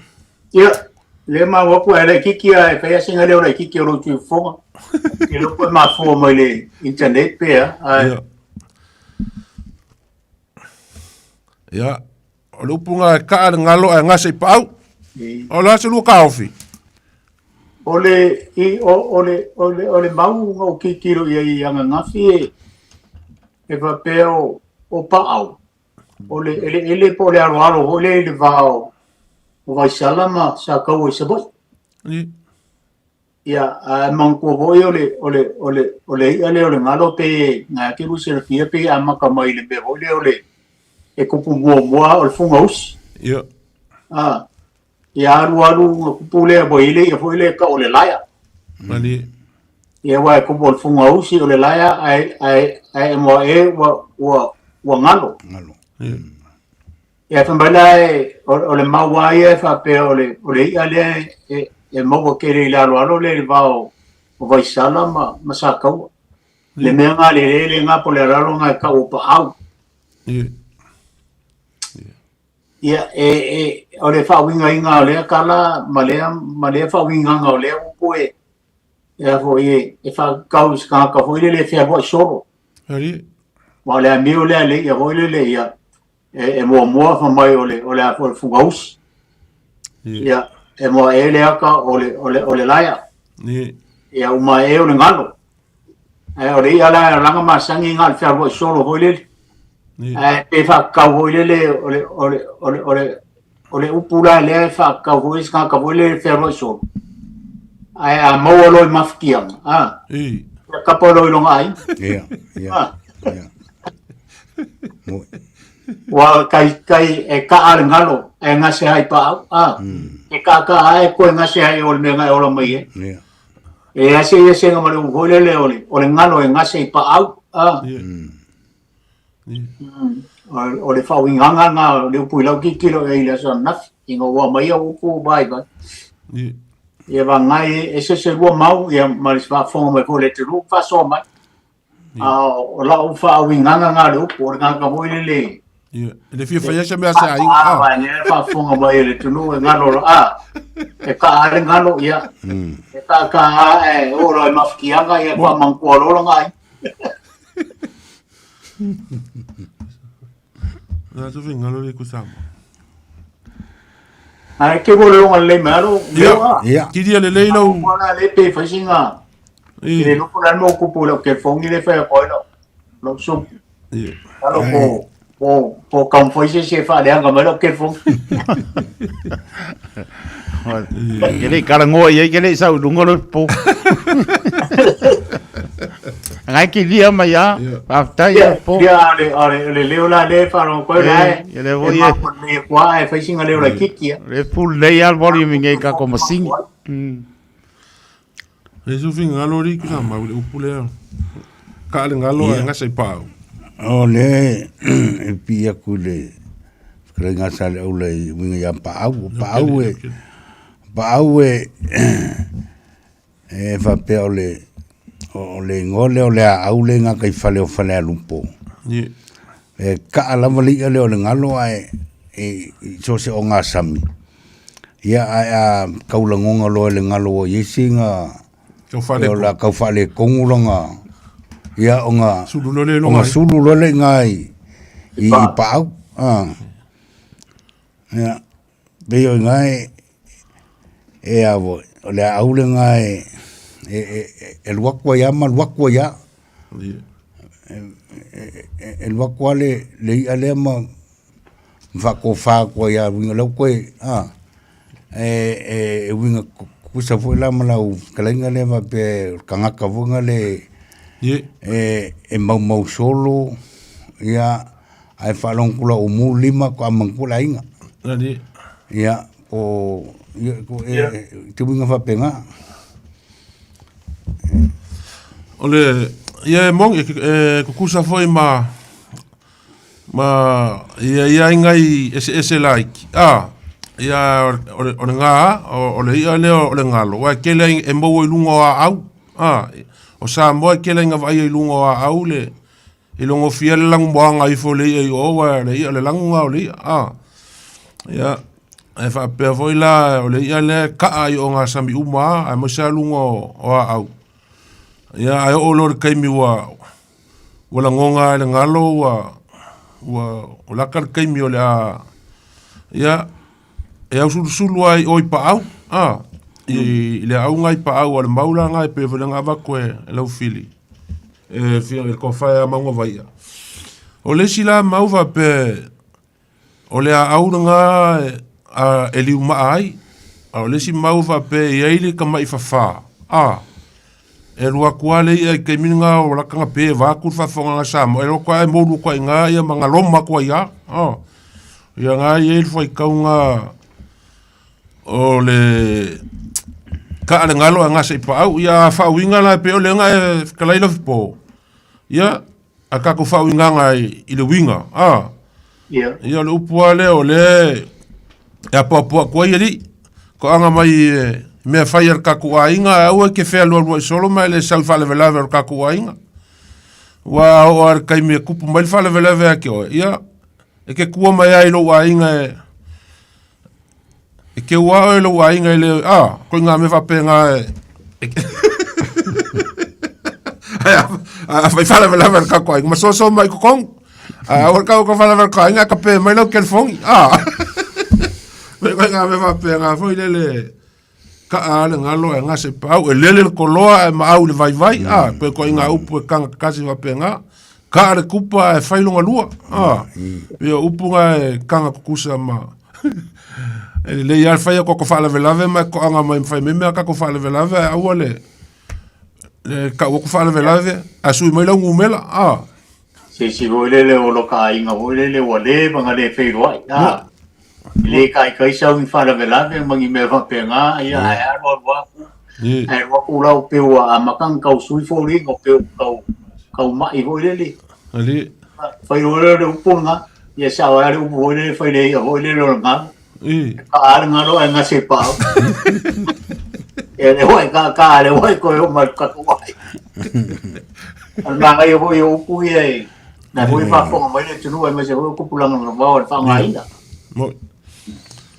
Ya, abe boleh sekarang kau boleh lewat. Wan boleh mengenai kota itu. Ya mau orang makian ya. Mulo le 5 kapali off. Mulo 5 kapali off. Ole kako upu muli ole. Au ole poia fale olo. Ia masalo I le fianga kaulangi le. Sungai akai ko le mafuele upu le. Ole malama le. Au ole poia fale olo. Sa si le fia le sungai lia o. Ngalo ai pol nga.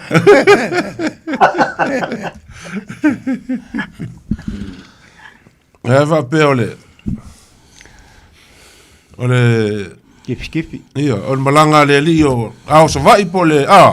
Yeah. Oh, lenga malanga mai fia sau I kasi nga mau. Mau se foi la kungu.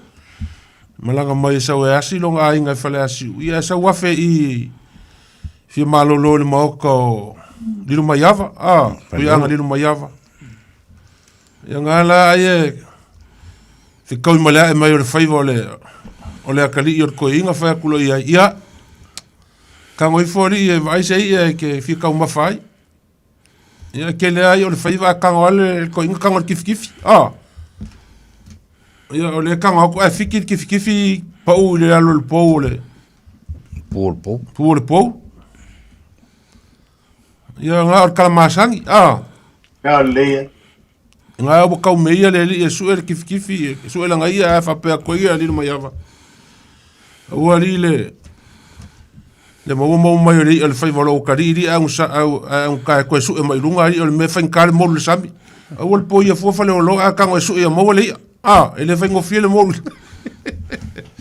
o le po ia fa le lo o le asa se fa winga pe a fa nga se la unga au ole poia fale masangi ia nga kako whaalongo whaonga I saungoanga ma whekalainga upu umaia masangi o kako whaonga whaosofia ma ngā luanga O le upu lea I lunga penga I kua kaioia. Upu lea kaale ngalo e ngase I pa au. Ia au o le po ia fale. O upu e masangi o kako whaonga. Au alanga koe au kalu e kako porkalame. Ia o ngā ia kalangoi le upu a lau malama le mea mafuai malunga whaonga inga. O le asa lua kau whao inganga pea. O le upu hoi le temi mo ia tala upu sama. O le mo le pe whakaua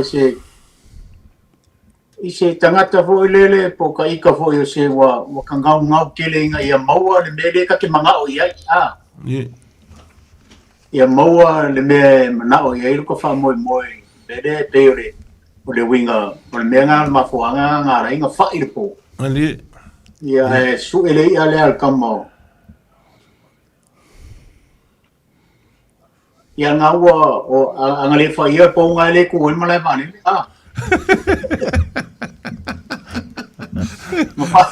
Whai rā le po ngā le rā whanga o le lire o le makota ulangi ia. Le ua o whai rā malai mani le ka ua e hoi olo mai e po.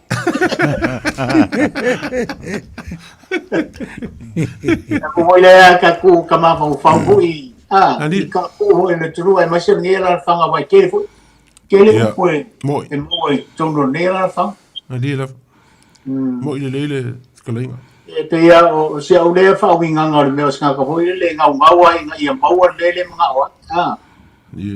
Ai a ku uroa la me hoi le ngau ai ia. Ia whai pere po se sa iria le a kamo leo sa hoi. A sue wa. A le moa whai e se le pou a sue ia moa li a langa le whainkare moru lalo e. E sa oi anga le whai. Ia kifi e re sa o se sa wota ki e rumor. Rogo winga ia kako sire pia hoi ia. E kau ke wha anga karafu. Ia kau le pou pe a kikilo a ia ile ki pou ore o whai. Ia ele ise ia pa mo hoi le wana e kangu mai. Ke opo ni kifi pe ga whenga pou Ia vange foi lau kalainga. Ia au ke whaku foi a kako kilo le ia a whape e ngisi a manga ngai a kulai ai a funga usi o angisi a le lei. A kifi a ngau kousi na fili lea kifi a mai kau lese a angor kifi. A le malo i o le pao kifi. Ia lewa o le whainga upu a makana ku o le kungu. E le mawhai e umo ka koua o ngā kupulanga. Fo kua I maisi o ngā kupulanga o upua ia o mai whai kalango iai. Upu lea. O naso whina ngalo le iku sa mau. Wa peo. O ngu ia. Wa le kai papau o ngor kelo whi ngoka inga ku ai o I kumasanga. Sa kaunga whai se upu le kifi. A le whai le upu ngā le pou a le e se upu le whai le kifi. Ai ngā le whao ngā inga I lau fasi loa. Hoi lele o le whakekai ngā o le si le walu an paolo. Ia ai o le a maka le lau ngā an paolo ia ku mai se kapo inga fui lele ale.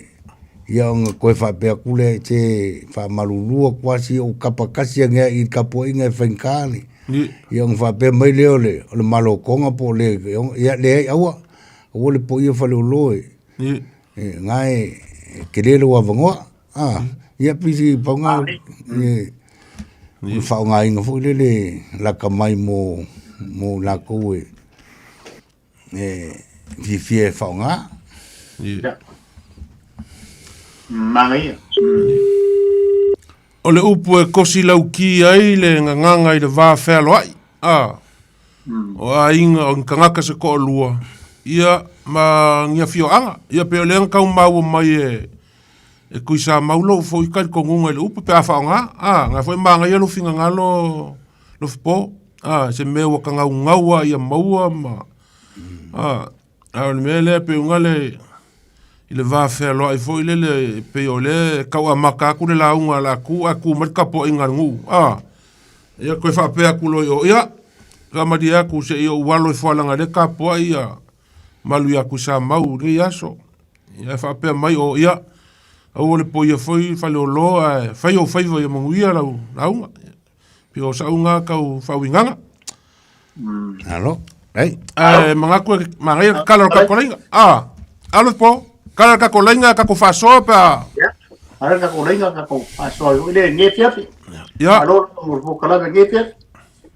Alo na man faso. No tala tato laina Samoa. Tolu pitu tasi lima i matolo numera bala au mai. Lau mali not po ia. Ta la po tamani ole atunu ya. Ngai mai. Na o mtala tato laina manangang faano.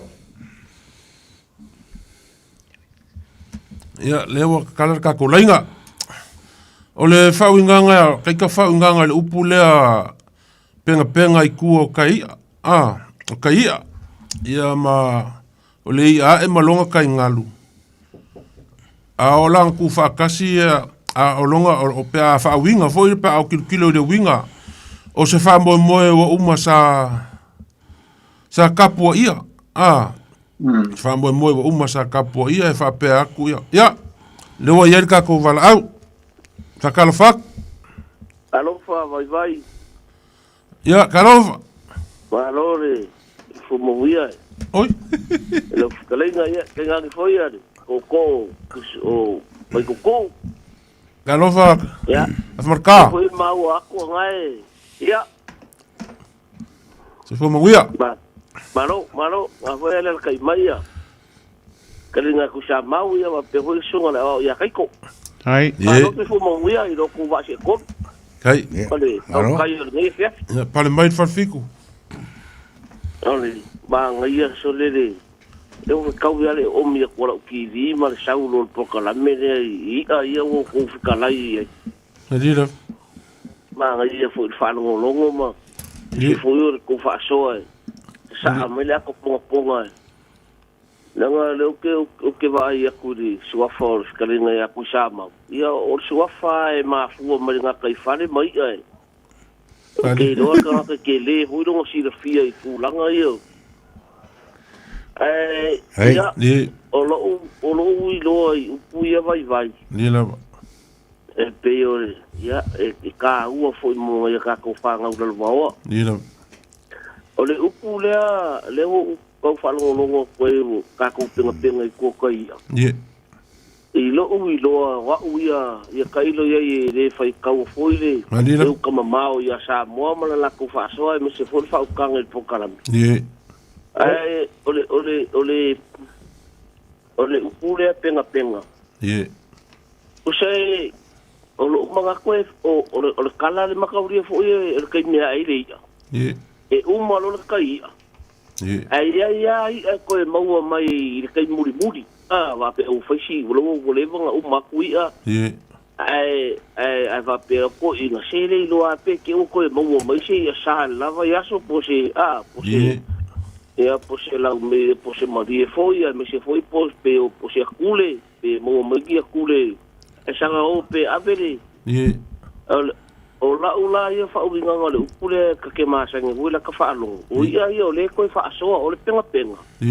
O lo vai. O le upule e ave fa asoa. E ave fa asoa. O ia koe mau me koe fa asoa. Inga wa umar ka ia. Penga i kua ka ia. O ia koe mau mai. Ala wa umar ka ia. Le fa pe ro kala ko inga ia fa asoa ia ngai. O leo ka ko fasoa o umar o le mga umar kai o inga mga koe mau mai nga ia ngai kai alira o lo le le upula me se vol fa no o kai meu wa lua o le makanga ro e se vol ka o ngai upule le fasoa nga se sia o ko inga o sa ka fa ai ma ka fa no ia e pe ma ngai le o puia pe o lo le upula o ia koe mau mai o umar kai Alira. Le mai lo va pelo ko inga e fasoa. Penga. Ya, o ka ko lo le ale pulo le penga e pe ave e ka lo penga ia e fasoa. Ie. Pe ave fasoa nga o me ai ma me va penga. Ia. Ia o lo le upunga ya le pulo ko le wo ile fukalinga vai. Ie. O ia fa le olo e ka sa ile ia le au sa ia sa o le ia. Le upule o le po ia. O lo ui loa o le upule e ka uofa kasi ma le le foi kaule upu fa poi. I upu fa poi ya ile la unga le fa lo polu vo le kula fali. Ya fa ngo fiere upu le nga fai e kamalo o ka ko kumalo kwa. Fa ngo fiere. O ke pa poli so ele ya. Moi. Moi. Usole fa ngo fiere nga ole upu ko i nga fai. Il kamalo se vai. Sarai ya u pe nga ke wo mo le mai alfa u nga ma fa nga le upu le. Kau fa poi nga la kau fa se kala e ma se pa o fe mi filo mi ai ku nga nge ma ku fa fini. I le vai sua le. Ya e me se foi ole va fe ro yo kanga. Ya e me se foi ole va le foi nga venga e pe so po ai kala ya ke pa longo ai ko inga ku lai mai ma ai pa la fu me kala wa pe nga ia se o po yo fa le olo le a fiole o foi nga venga ma ya eu fa kas foi ma le pule va pe o ko yo le va o le su ko inga ma le fiongo se ma Manila. E pe yo upu e ka opo wakasi ma upu e rau ino. Si upu re ki kau. Ole... Pa o Sofia mo e ruanga. Mo e ruanga ma le ka le ngalo e ngase i pa au. Upu nga e rua e. Ia, ole fa o Sofia mo e ruanga. Ia upa koiro le ale upu le ole mo e ruanga sa mo le upu mo e nga. Andi. So mo e nga o ia. Mo. Mo e nga o ia. Ele ngakara e ave i funga. Ia wai le ia se e kasi e au ia o marke lo ia. E me fai nga ave meo le meo akule me ko kele la ko le fai la ko moenga ma pe mo le ka ko kalanga lava ia so le po. Ia e fai foi moenga ngai. Ole pungai sa ole pula le moya duanga o mo ia. Mo ya duanga. Okay, lo ya o lo fa Sofia lo winga. Pe volinga mai o se moenga ai o makwa ko kele ya. Mo. Ya pero lo nga ya. I lo ile. Ele nga ka ole lua funga ya se funga o si me va penga. Ya kele ya me ave ole ma nga yo fa nga. Ya mala makai, mala fa le po. Vai ma lo karinga ku sa mo ke ngang fo ya lo spo. Se o makwa palu fa sa pasu ya fa nga o pu ni vai ka u da fa no. Moi no. Ya ka u fo ko ku lan. Ya au mo ye mo ngi wale nga ya pu lu manga ye fa we ko fa ma fa ka nga la u nga sa mo. Olo ngalo. Ya ma ya voile ma sa le au. Yo ka ki mai ka oko ile fa nga le upu le ka ale ngalo ai ole upu le mai e fai maki ole ka e pe ole upu nga le mai ko ngol mele le usa ngo ye le ufe kala ye ya lofko ya ole mele ole ka e ka no le ya lo ngo vinga e makwa fa ka e kusale man fa vinga sa o ka nga wa pe ole ki work le sa wel foi pule ole ka ya e po fe ale me ngase ya o pa au wale ngole o me umanga fa ngoi makai ni vai ka pe ngase le makafanga pe ngase le ainga pe ngase le uroku e ka umai makai o pa au le ngole me nga wa pe fa winga va penga ya le nga vale ya e sel ma ga yo longa ango paulo le ya e sel ke le longa ango e fa mai ro ma ko fanga i ka mai ole funga. Ja, mooi. Paulo le fa ro ma ko e mama i ka mai ki wa le ngi vi ya o ka u le la ka i ka foi fa ro lo ya o ma o foi manga pa ka e por kalabe vai ja e lo manga ko e va ko nga go pa so i te Pekai vo e se kai mi ko ke fa so mai e ma lo fo ma so ka ringa e sunga ku sama. I fa so longa ka alolo. O ka ko va ai ni vai ka ule me ka alolo. E ma e fo ya mai se ko po le lo pengo ko fa so se kai mi wo ke a o po le ale fa nga sa ongo me ni o ka alolo. O le alo fa so longo i o a ve ai o le ala kai mi a ve ai.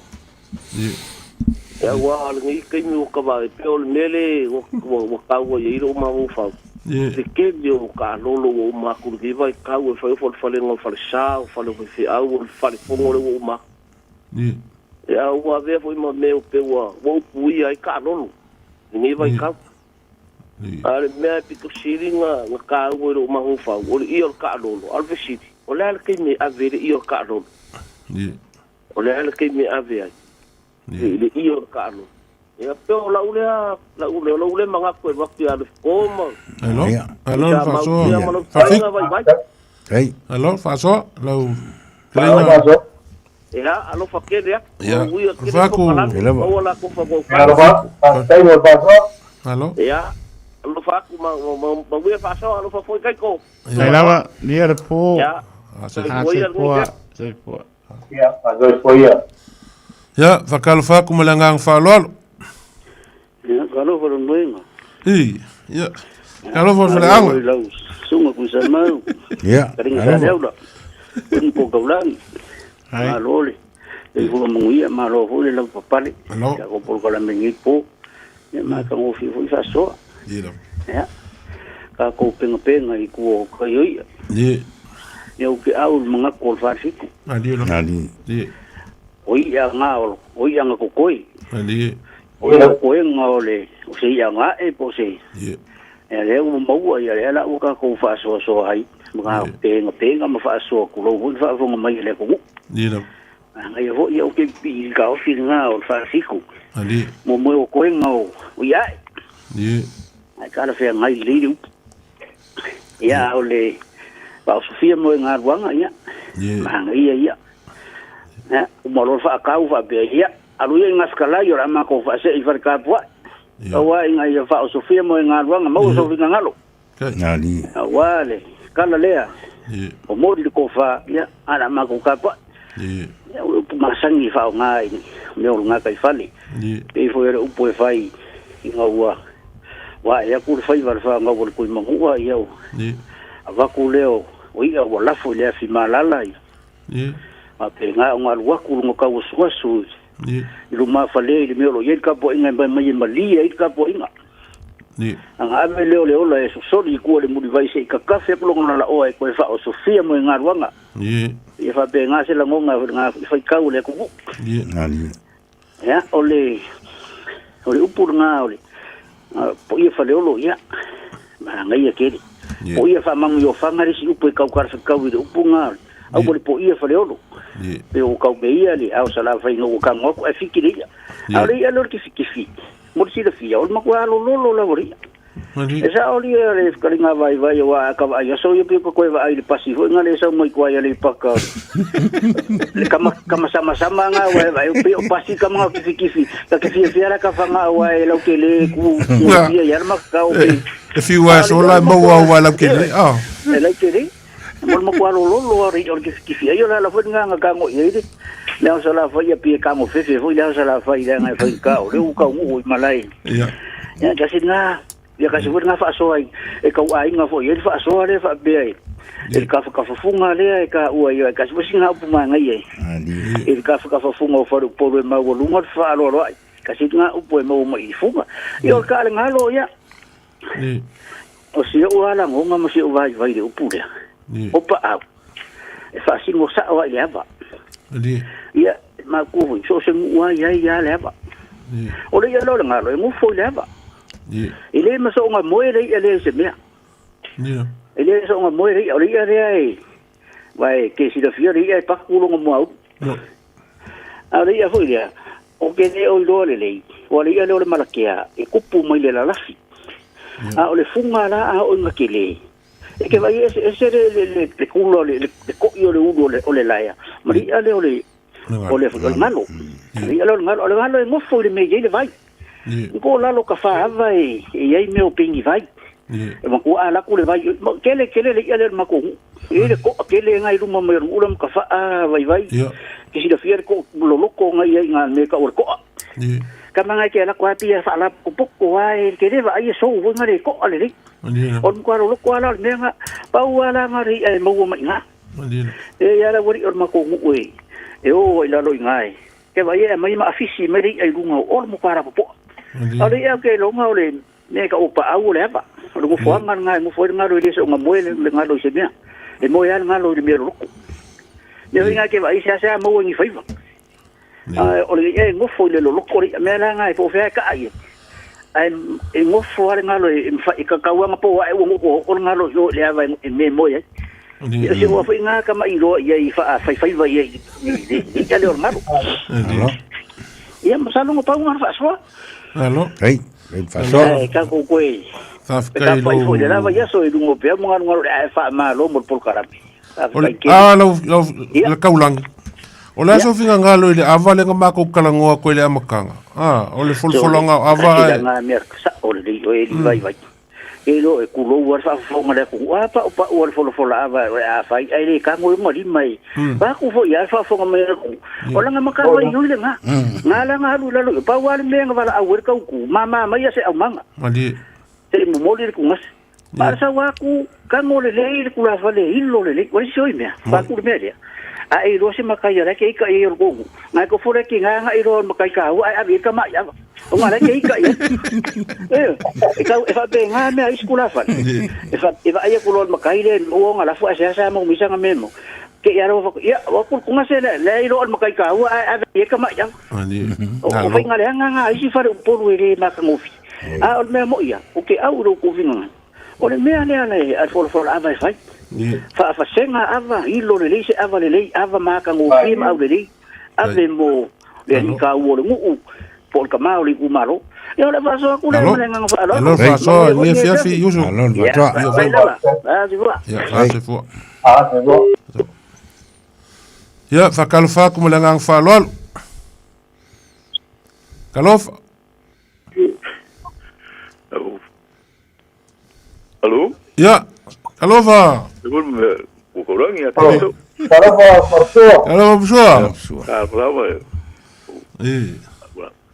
Ya, eso wa mo so ku le penga I ku kai fa mo ya. Pi le pe ya le foi kawe yang kongwa e fa va el parolo ha. Madi. Wa eisi ka ga parolo ku. Ya ku ke ama ya wa fa va o inga marolo kamai e o ma ye pe pare ni e pena e ku ya amero ya ka ku inga ka le o le se me o le bo e ka nga pololo ni o ko e ri ya po pe ya ngo ku le ka le pe ai le ku o ka ia le o mo le ka nga pololo ni a ki ho ma si le ka ma lu le por kamari Pues el pega, ele mo kwa ro, ele pinga ngaso, i vai nga pa pa ki mo. Ya, mali. Ya su vai nga yung ka wa mo pa pa. Pero nga pega. Ila wa ula ki mai ka ele. Le ho le foi ta, o le pega ku ka ia. Ali. Ole voi ka le awol po ia pa lo sa ile le awale au sa vai. Ye. Pe e pe ka pa poi e la ku e fa ku o le po le fa le ku po que ya fa no ya lo vinga e ko fa le si po fo pe ya fa ingale le po e ta ka ide o la ma o la le po le lu le ye o po ye ki ale au sa vai le ma o ye ai ma ma fina ngalo ye la bo ka ku le en hacer en algo y pago. El pego mo we. Ole fanga ele ka o fanga pago. Ole la ole ko fa ngo ngele le vai liure le ngule ya pago. Pasa pa ngole ngo pago. Le ko fanga sa ngi le fa no e mra u. Le ko sui lo la lingua o sa le fanga.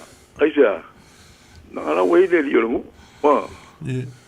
Ai we suel kangalo ya ai kusa para ni bunga ngai ya le kano le dio ya man puya ko le fo pe yo fo le lomba mo pi fo ya ka ya ku pa ka ya nga ko la wo o suilo le ngule le paga nga wa nga a ka paga lo loco la ko nga ko ka fa ko le mo trace so nga me esa ya le ni me ni fanga va me va pena fa como la ko va fa ngo pinga o fi ko ngale la ka le o adi Ya, pero anga nga lo, ma ngari le ngo sa fa ngo o pau. O fa ngai pau. Ya, le vole ko e fa ngari. Wa po piko. O sa ka wa. Ya. Si va me pa sa ka. Ya. Ya, o sa ke la vole ko ngo a piore dio ya kagalo. Ya nga we pa nga wa piore sa. Pa nga le we wa piore dio ngo. Nani. Me kagalo. Ya, o si ka Pipire ma uga ka Colombia o manga ya fina garu me para un ngo. Tua. Sa mamole a kele ya mka kola la ngumela fa mamole sa ka usu e ko ko mafukanga e si a ingala manga la ngumela. O ngumela fare o ile ngumela le. I o ba. O ngumela po kare. Ola. Line e lo fikulima ko kasi lima ko. Ko kasi lima to. Oia, whafkai kele a lau fionga, mapsua, mon whaasua ngia fiaf. Ia, manguia Ia, manguia malolonga fiaf. Ngel po. Ah, te fo.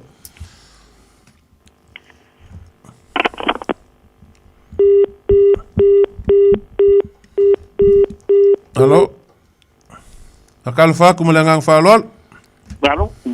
Ia. Kalo wha? Halo wha? Ya, sang mamai ngawa, mau lo mo.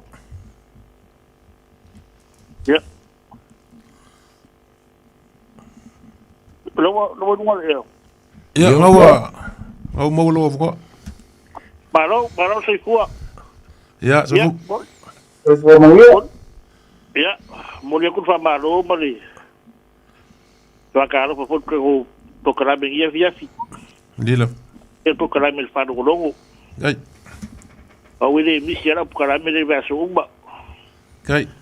Me se kale loia. Pesa galo foi era ko mankua. Halo. Pale mai. Usai male ia sin paso pupu wa dia fiafi. Ya. Pero le era o chupora le go, chupora. Vola. Ya, malo. Lo fion. Malo. E por aí era galo. Ya. De ka o palang your parrot fish. Oria mo ma dia oria. Pifa ko fo ia dia big fa au mai ai. Ni no. E fa au mai. Pe fa au fa bo on ka fe re ko la. Ia ngo a ro re lo sai ko vo ngari. Ia. Mo fa lu era dia ko fo ia big fa au mai ai. Te ngai ba wo pu ai. Pe ka nga lo ko fo ia big fa au mai. Ni no. Oria pu. Oria kere yo non ka ua. Ni. Pa Amerika Samoa ia. O fa san ko fa ko nga ia il bird fish. Ni no. Ai sia. O ngai ka ua il fa mai ngo au mo. Au ma au. Ni no. Ko nga ruega nga il fu ngo fa mai ngo nga kai fa ni. Ni. Ni pe so fa ko nga ni. Dai bu ke fias. Halo. Halo. Ai ya ko tanga le ba. Ya. Ta kala fe nga yai. Ya mai lo fingal por. Ya. Ya. Ele ia nga nga ni kai fa ma ka o ia ko pokarame be fa ko pokarame. Ya. Ai va so fo. Le fa anu le ka winga mo ana. Ah. Ani. Era ki le winga ka ngoi. Le pe re ka ia. Ni. Pe si no fo la nga ko ika. Ah. Ni. E le ko ho pico, le ko o Pacifico pico fo la ko ina pe Samoa. Mo. Mo no. E wa por fai vale ko ina, eso el ka ki por sai di bok. Ni. Que le winga kai longo. Kalva so pico Samoa. Ni. Me ka fo la. Ni. Ki la. Por sai ku. Ni. E ku mango pe ai ku mango e ngoia. Ku mango sai di bok. Ah. Ni. Longo fai vale. Te ba ngai mo dise ko pokarame se duma. Te ka kan ngoi fo la ma. Ni. Ki unga ko ina. Halo. Ai. Ya. Mau que no ko ke le ni se. Halo. Lo fa lo ko vi fa so ai, pa le se ku ni sa bo. Si ku ma lo po se ku po. Adi. Ni ni va fo la ye so. Dia. Ya. Halo. Te se mai ku nga ta ki pe kala nga. Ya, dele. Ai, va so. Ngalo. Kau ke fas, kau ke o ai, le kau kalongo hi ai se kai kau ke o ai I fo launga ma. Me ia penga mai pola fafkai mo lo fingalo. Ang ele fiafi. Ai mau kene para mai fiafi. Ya, fakalfa ku malangang falalo. Atalfa sul proclame mamanu le nepo. Ai se famul lava o se ofesilia e winga I ngo ani. Ele. Ole opule papea. E fa anoa le ngatala. Ai fa anoa tuai foi matulau. E fa anoa le ngatala. Ai fa anoa tuai foi matulau. Famul mole ati ke mamla mai. Lealanga opulo fa alo lava tai. Whaangoa le ngakala e whaangoa koe mal makulau. Malau e. Makulau. Makulau e. Matulau. E ile ia ka ol makulau. Ia mangkua foi e iwa I kau or kausanga e whaangoa ile ia leo ngakala. E malama le le ia ko inga masangi o la ko whaangoka inga le ngakai whale whaangoka mou. Pia no waru si kingale. Ole e kaimi e whaangoa ai ngakala. O le winga le whaangoa. Ia whe mai wa mao onga ia vole nga arka vale ai mo inga ile ava e aku nga arka vale solo ole. O ngakala ka ke longo fia wa e mai faivo ko inga wa kele ngakala. Wa lo le ko inga kaimi whaangoa ai ngakala. Ai whe mai le kala a whaangoa ngakala. E whaangoa koe mali ia lea o le makulau. Longo inga a ka vale me le ngakala hoi le wa whaangoa wa maonga wa kauli mawhainga ngai oi. Ia ka vale a koe mali. Ai whaangoa koe mali makulau. E ile ia ka ul makulau. E ile ia ka ul makulau. Ia alfa malamanga le askinga le waku le wa le se marka ko le ngakai. Ole sa le upole pa no phone malau pa no le ngatala Whaangoa lea? Pa no phone malau le pa no le ngatala. Ia wa e whairi e ka ol makulau. O mal malau ia. Makala mal makulau. Ia ol mea kas ia. Ia lewa ia ka ko valau. Takalfat. Kalofa.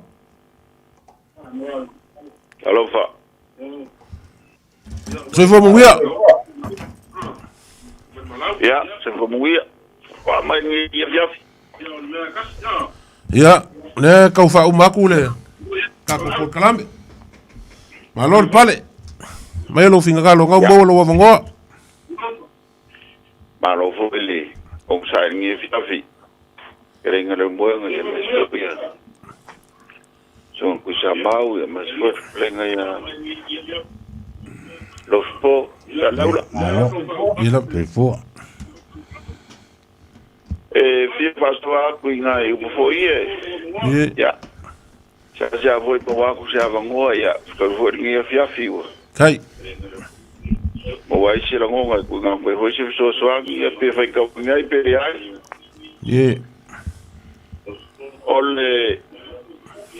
Ole upule ole penga I kuo kaia. Ya, pari ese se afobia fingalo iso kari con unga pe o se. Porque mille que pe o se ai ulinga vole se que mi o monga ese kaia vole que mi vole o de kule. Mai alola on karilia. Ya. On pe vola ile o se fia mo waka fia maka ma. Pakia le ai mangu e mal mangu le fai ia ngala pe pa ai. O le penga I ku kai.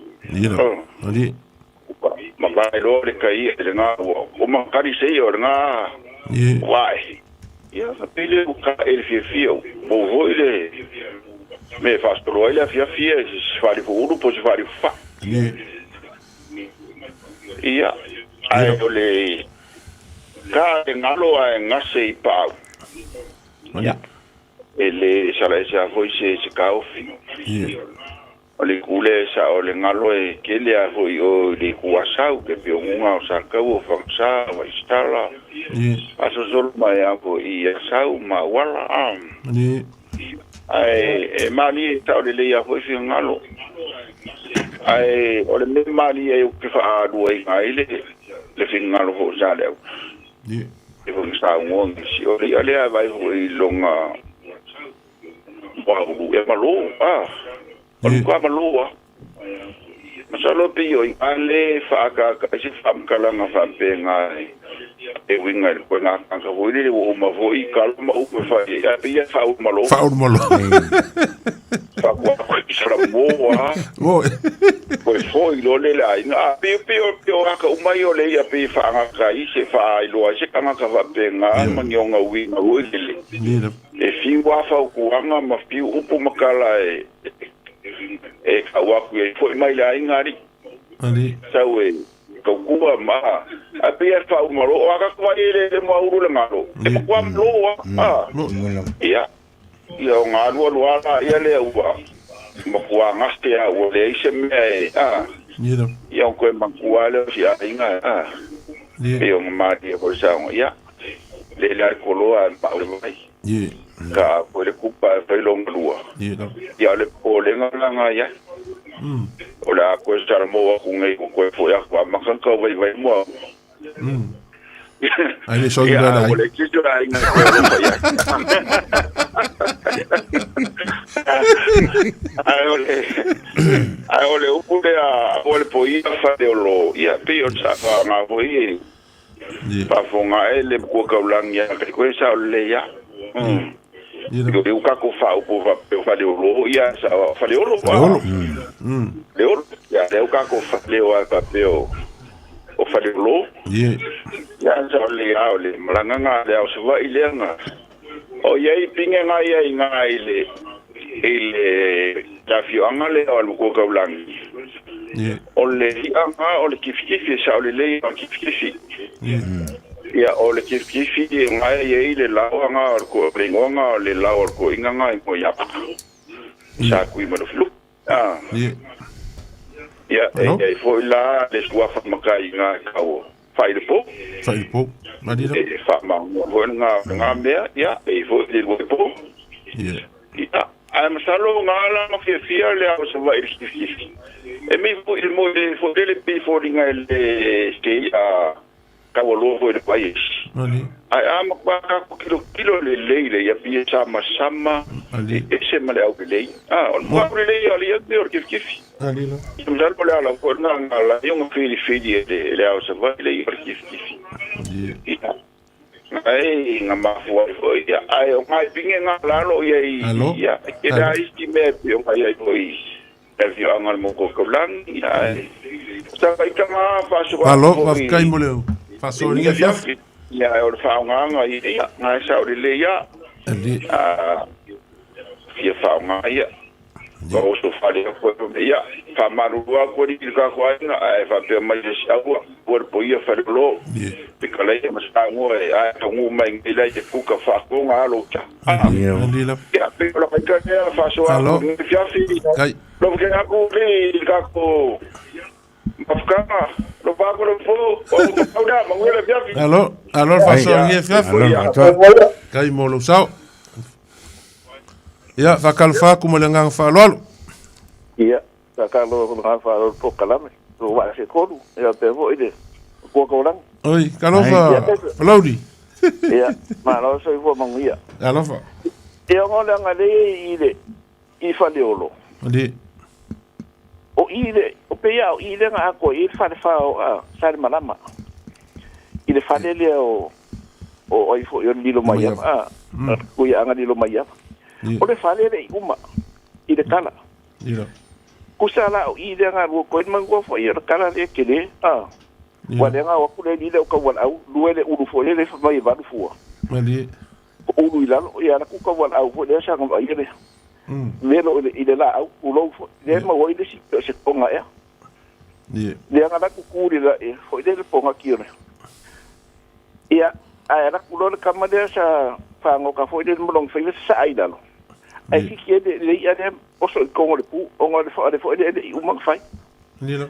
ia le lai mga oki ia leo se wa ile ia alanga ni ke ua fai ngana ia ai fa kulol ko inga au ko ia falo fa ile po ai va ilunga li ile se me o ia o mea fo yo fa ka mali i wai e be yo i le i sua fa ia ma wa ngana fa fa au si vo le ma ilo ia ma kala fa pena o nga o le ua awa sa o kala la sia be ku se o le mea le nga ufa ia koi vai mai po kala me e manga ia pega fa sa o mai nga o le mea le o le peila le mea le o le aba awa se ua le i lo se e peia ke sa masan o le aba ia o le la kasi lu pesinga fa solo ia ua ama ka mai kan kai ku de kunga se a foi e pei foi le manga ia le fa sa o le a pei ele fa kungua ele fa kungua ai o le mea foi le ina ia o kupulanga ia o ki fai ko ia Alila. Pei la le mea le va ko le fala wa le si mea sa ma sa ni ko so le fala o le apa Alila. ia nga di liu mai lo le foi le nga i ia o le mea le wei kai mini ia wa va ko ava po kia ia ai nga ka foi le si mai le ava ki nga le o se ava le a ua pa i mai ngaki o ka ngoa mang fole o le ava le kaunga momu ua makua i whaasa pasuia o le mea leo pitara ngoa so o i peila o le mea leo le koko ma le fue te ua pei e ka alo o le si e uri marua ku i lunga ai pei e rafi mai e i kua a ia ua fai le whaonga a wa le mea e fai le mo upuranga a wha pe vai e kupulanga ngei e se le fai ngā risikanga e se le mamanu or ka kuku maanga pe a fai ka kuki fai a wha pea a le mea le ka ua le po kalame e kau ki kau longo fai le i le mea le or kau wha sao ma e le wha pea o po kalame mka kua sao a ia mea fai le maasangi mai le kuku a wa ke le ai o se mea wha pea e la kule le fola au ala o fai le kua se ia ku se ava ni e ele o ai ele me fa pinga o que ele o se me fa sa mo fa pinga se ali sui ka pe o fia kama pe o kala foi tomo pe o fia kama ai le yang ai o e cha foi yang ai fa e o ma fo mo ka o sui le fa no me a o le mama no wai ia ele anga o le upu le o ngalo ia o le upu fa no fia fa e ka ngaka ai o ki donga ai ku loa po o fia e lu ia o ka ko le o mai ese ai pe e fa pe o tanga ka mo fa si ngomang e pe e ka ko ki fio ia ala i o ka fa si ngomang le mia sa va ku sa ka ngoi puke o pe o i ka ko ki ko fo ia pe o le winga o le i le upu le e ka ko ki fio ia ai ia o ka ko fa si ngomang e ka ko ki o ia ia ka foi ninga o xa ru donga ai ia o ka kala ngai pi o ngano mangko le ia le mabo ai sua a ru le ia le ko ngore pa ia a e ru ku foi le ai o so ma de ia e pingi o de ia e sua o de ia ma sang ma ko de le pa o kala ngok i le ngure ma di ma sang ni ia pa sa foi pa o le ia le o de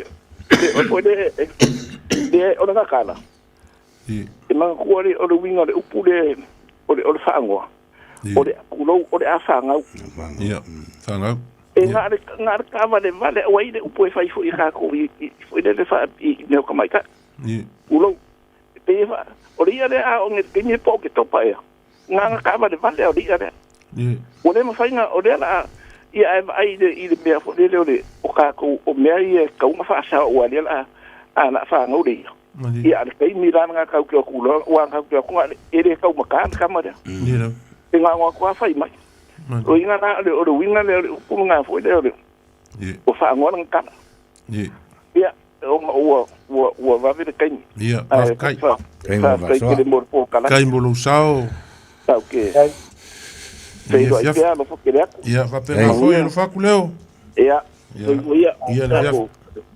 Kai moro ngue malonga le kiat ia kai sa ka ko vala muri leo wa ka lunga ka ko fiafi Kalofa. Kalofa. Ia, oranga lewo udungo ke fongi e koe. Ia. Ia no fingalo. Ole a foi le fisilia le si lo mo por tua ga. Ia, manga ia. Nga e fa o kara fa ngo ko mo kura. Ia.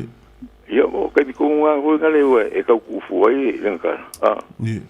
E mo kura ga mo wele me ka usa mia. Asieri le mo kura le ki mo. Ia. Ia, o nga le foi ka nga fa ngo nga kara. E fa ngo ko mo kura. Mali. Wa ia wa a ka ku fu ia mo kwa kiri. Ah, il me sa o le pa pe ka si nga kara ko ku fu kiri. Ia nga na fa mai ka usa mia nga mai mo nga mai pu le ringa mo kura. Vai mo ele me vai ringa mo kura. Io si e fa tua. Ia, ora ko la nga o ru lenga o nga mai mo nga ro nga ko. Ia a pa fera nga ro le ka ku ia le pa. E ko foi a ko ai oi fa. Yo nga lo nga ka nga fe ia o nga kala ka foi la uri. Ya pe manga pa. Eu pero porque te amo que caga ya fe me fure e que ia aí va. La alma baixa vai que aquela cai foi gai lá e vai embora. Ngalo nga sa kala uli.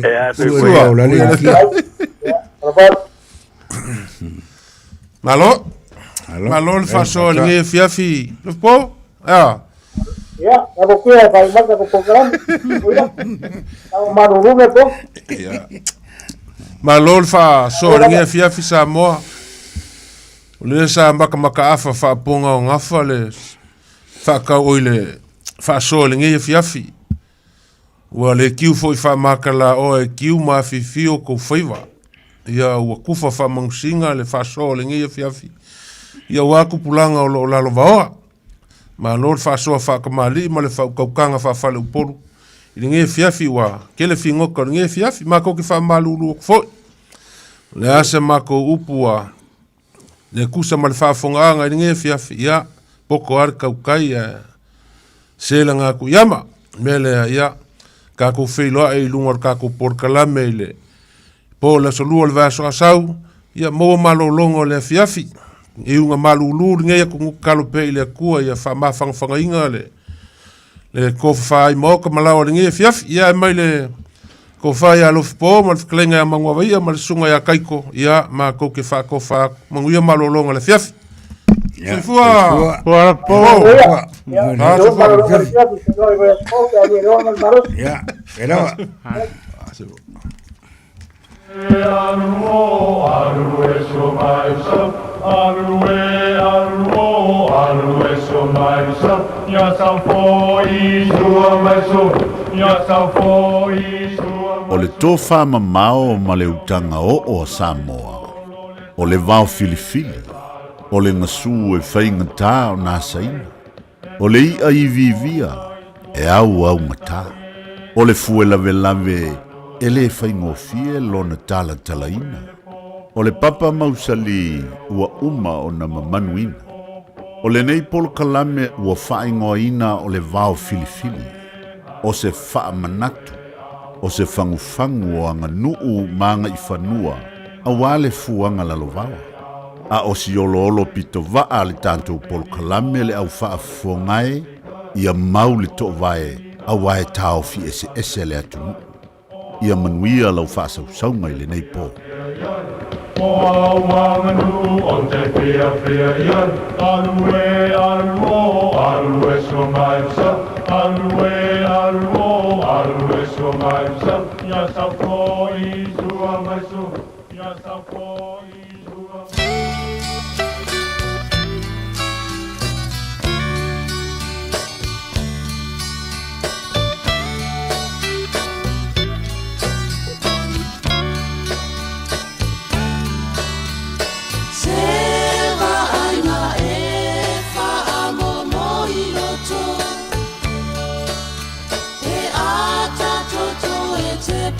Si fale olo le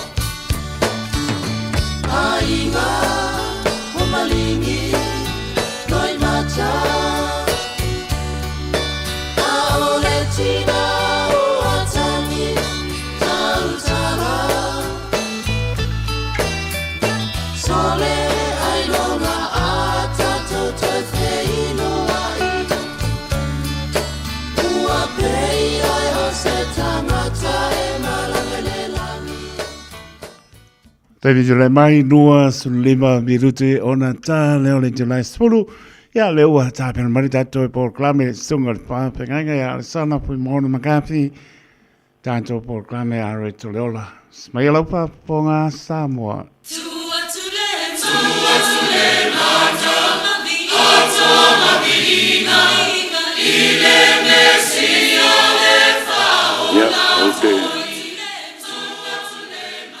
Tai le tue le ava noa o tātou tue maua.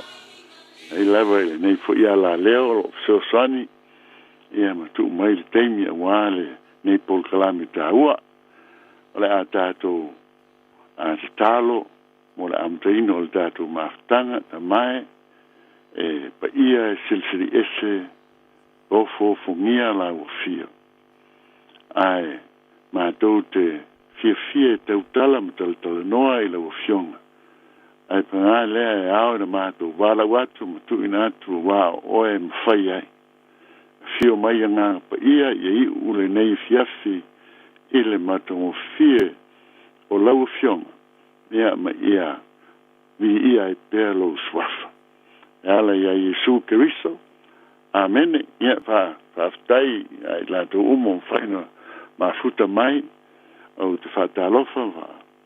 A whero i atu ele swafa manu malo Jesu Keriso i lo topa ia ma lo topa malu ta mama tina tupu mae whare tua matausi se yo lava fo i ala o whanau ia whamanuina le swafa o le tua i le nei e fiafi ia i eis whai upo te fia tautala i ai e te fia au te whaitau le nei whai upo e tasi ai o te teritonu fo i ta ua tere mao ngā mo lau whaafonga mai tātu manawa.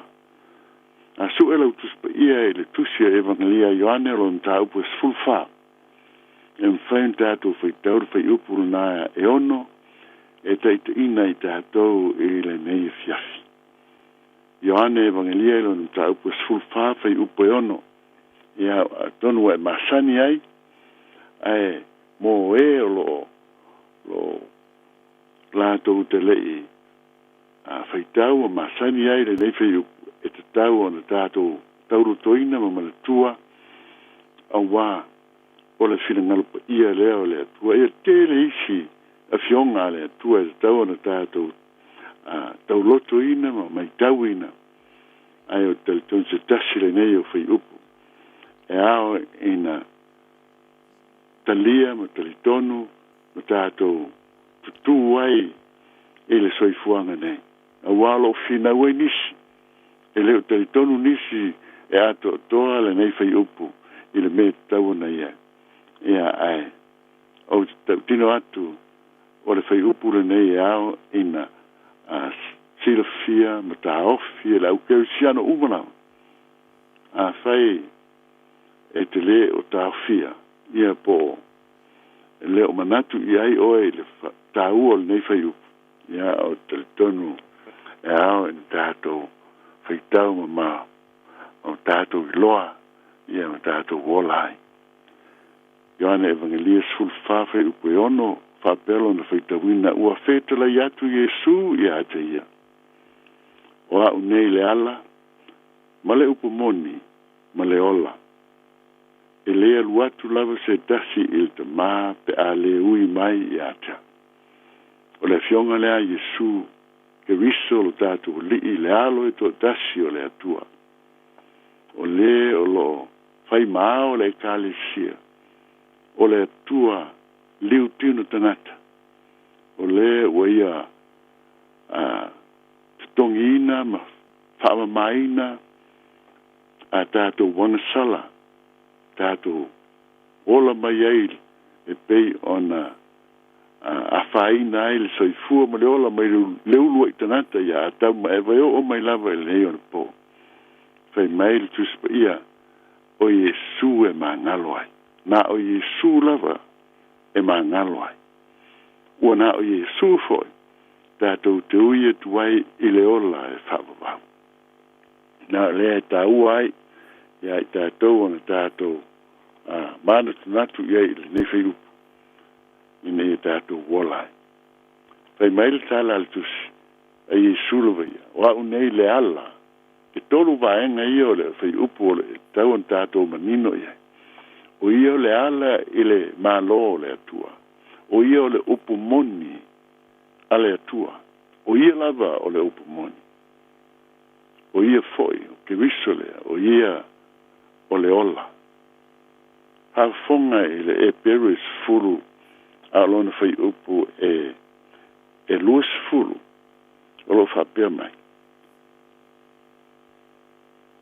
i le ala fou o i le suruiva ma le luas furu o le nei le ausoe ua tātou sa o loto e uru atu i le mea sili ona pa ia ona o le toto o Iesu Keriso i le ala fou e olai ua whaavano ina e ia mo i tātou i le ia pui pui o lona lava tino lea ta ua tele on tātou manino o le ala o le nuu o le tua i le whenga tuai o tātou i loa le tala i le ia pui pui manu i Jerusalem e urfale atu i ai le ostaulanga sili whaatasi le tausanga o sia le taulanga mo le whaamangalo ina o na sala ai wale tu iai fai mai o le aso ma maliu wai le tātou li o Iesu i lunga o le sātauro mo le whaamangalo ina le langi na sai luaina ai lea ia pui pui ma ua le o toe wha taunu uina le ulu fale atu le taulanga sili i le me sili ona pa ia a ua masai nei le ie o le ala lea ua tanga ai tanata uma tātou uma le lalolangi atoa a tātou maua le loto maulalo ma le whatuatua moni le li tātou te uru atu e me sili ona pa ia le tangata lava ia i le vāo ia ma le atu tangata uma o whai ona uru fale atu i le mafutanga ma Iesu Keriso ina ia mau ai lona whaamangalo ina ta awhai te uru fale atu le ola ato atua le whatuatua ma le taritonu i le lii o Iesu Keriso ta ua tele fai mai Iesu o au nei le ala le aisisi ala a fai o tau ma fai tanga te sa ili lona la vala e le o ia te ia le autu ma le mana na sa ilia Iesu Keriso na ala ai ona whaangata ina ngā ruenga ale ostaulang sili a ua whaapa ia ina nei tātou teito tasi e ma whai ona tātou urufre atu i le sio anga o le atua pa ia i lo tātou ola tāpua i atu i le ananga ma le whamaoni ma le taritonu ma le whatuatua moni i le swafo Iesu Keriso whai upul nā e sfuruiva ma le lua sfulu nā e pei ona whai mai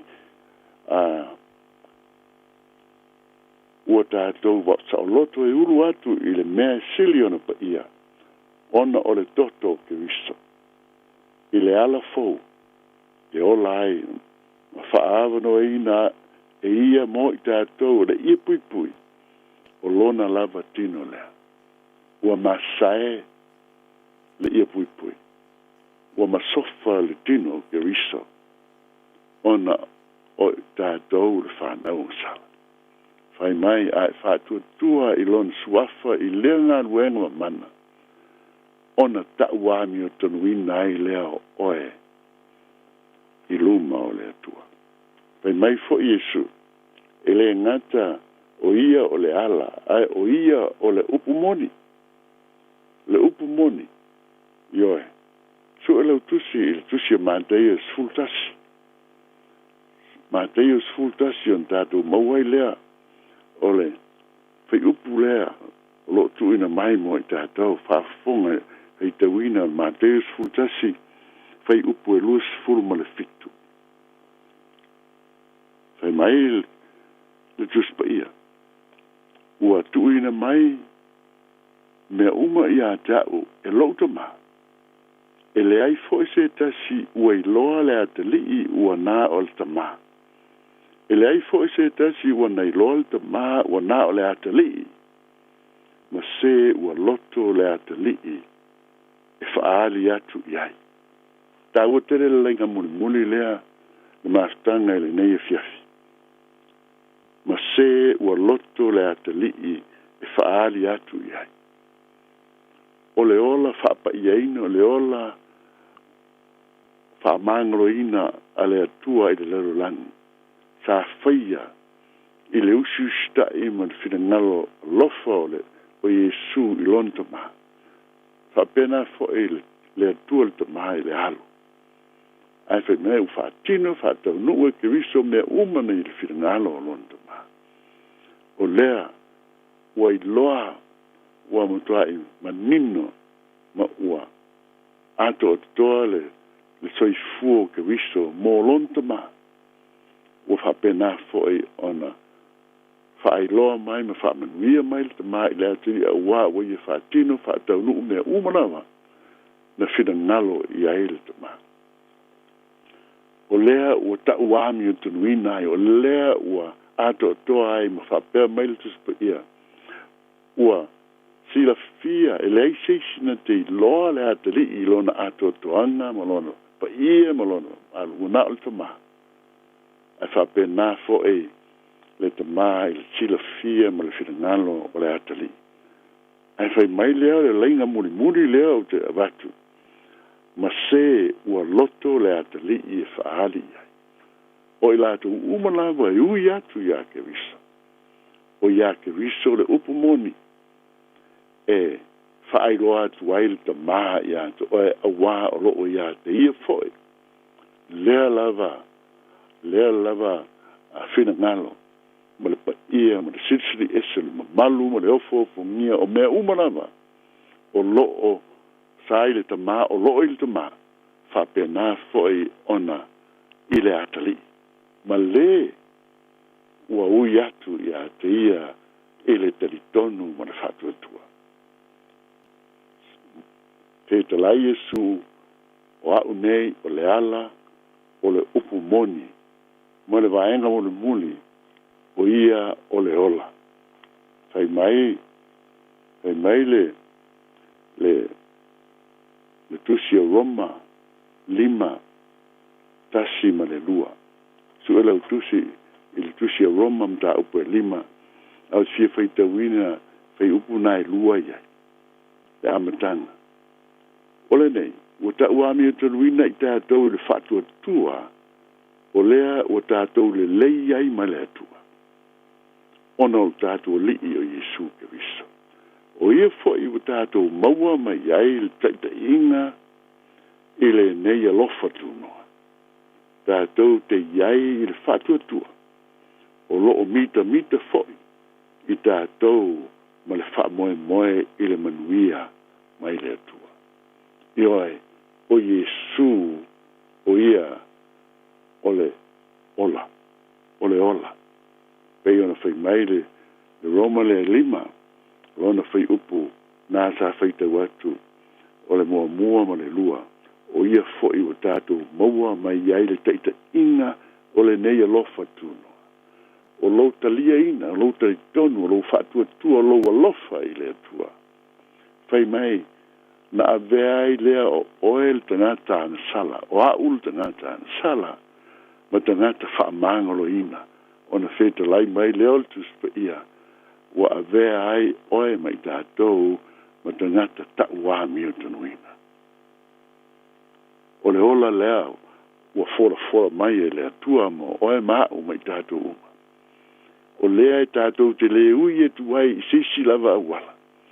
E le ia i tātou le iloa ma le ngalue i e tātou tutongi i nailo wala i le ola e whawawau. E le aisi tangata.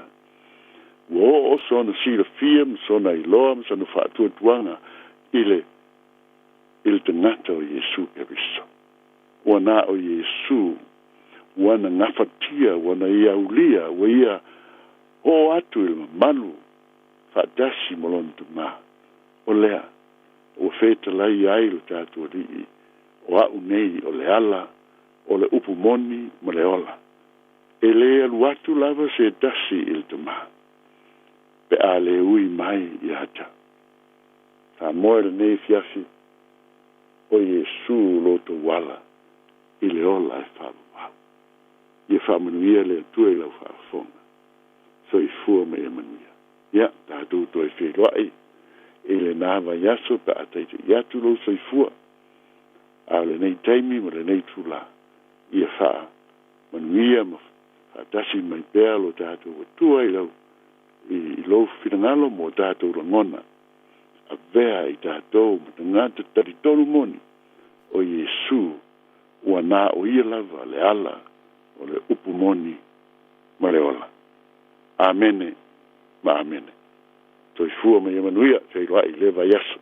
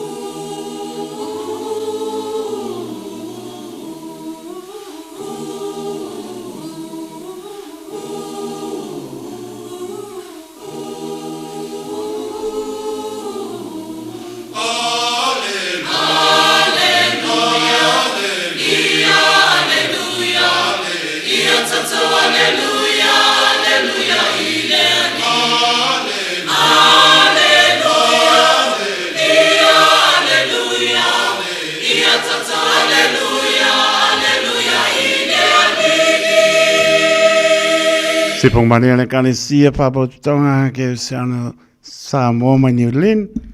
Stasi obi ingaro tato tua tu le mana pa mai le tato to por clamero nei po arreto leola ne lava por clamero te pena ina songa le pa pengainga ya ale sana fui mona makafi mori pa malo ma pa tai la sunga sana pa tai ta pena malo saudi ya mana le opo wa nganga mo yemlon malo nia foi o lua mal fatua e te no falo lua val awina le kalesia wes hapolo ngal wai famria mori sai fo mria malu le atino lo so for ta so vola le so lua momo so ponga nei por clame ai man via lava mano longo nei po ono minute ona tana le tula spulu pa apitai tele sa mo la tapo inga fai vai tapo ia mnia lo fa te le taito lungo le penga tai langi lungo le YouTube channel au kilani mano tu au yo tu no ma fe la ma puta mai ai ma lo fa tai la le mai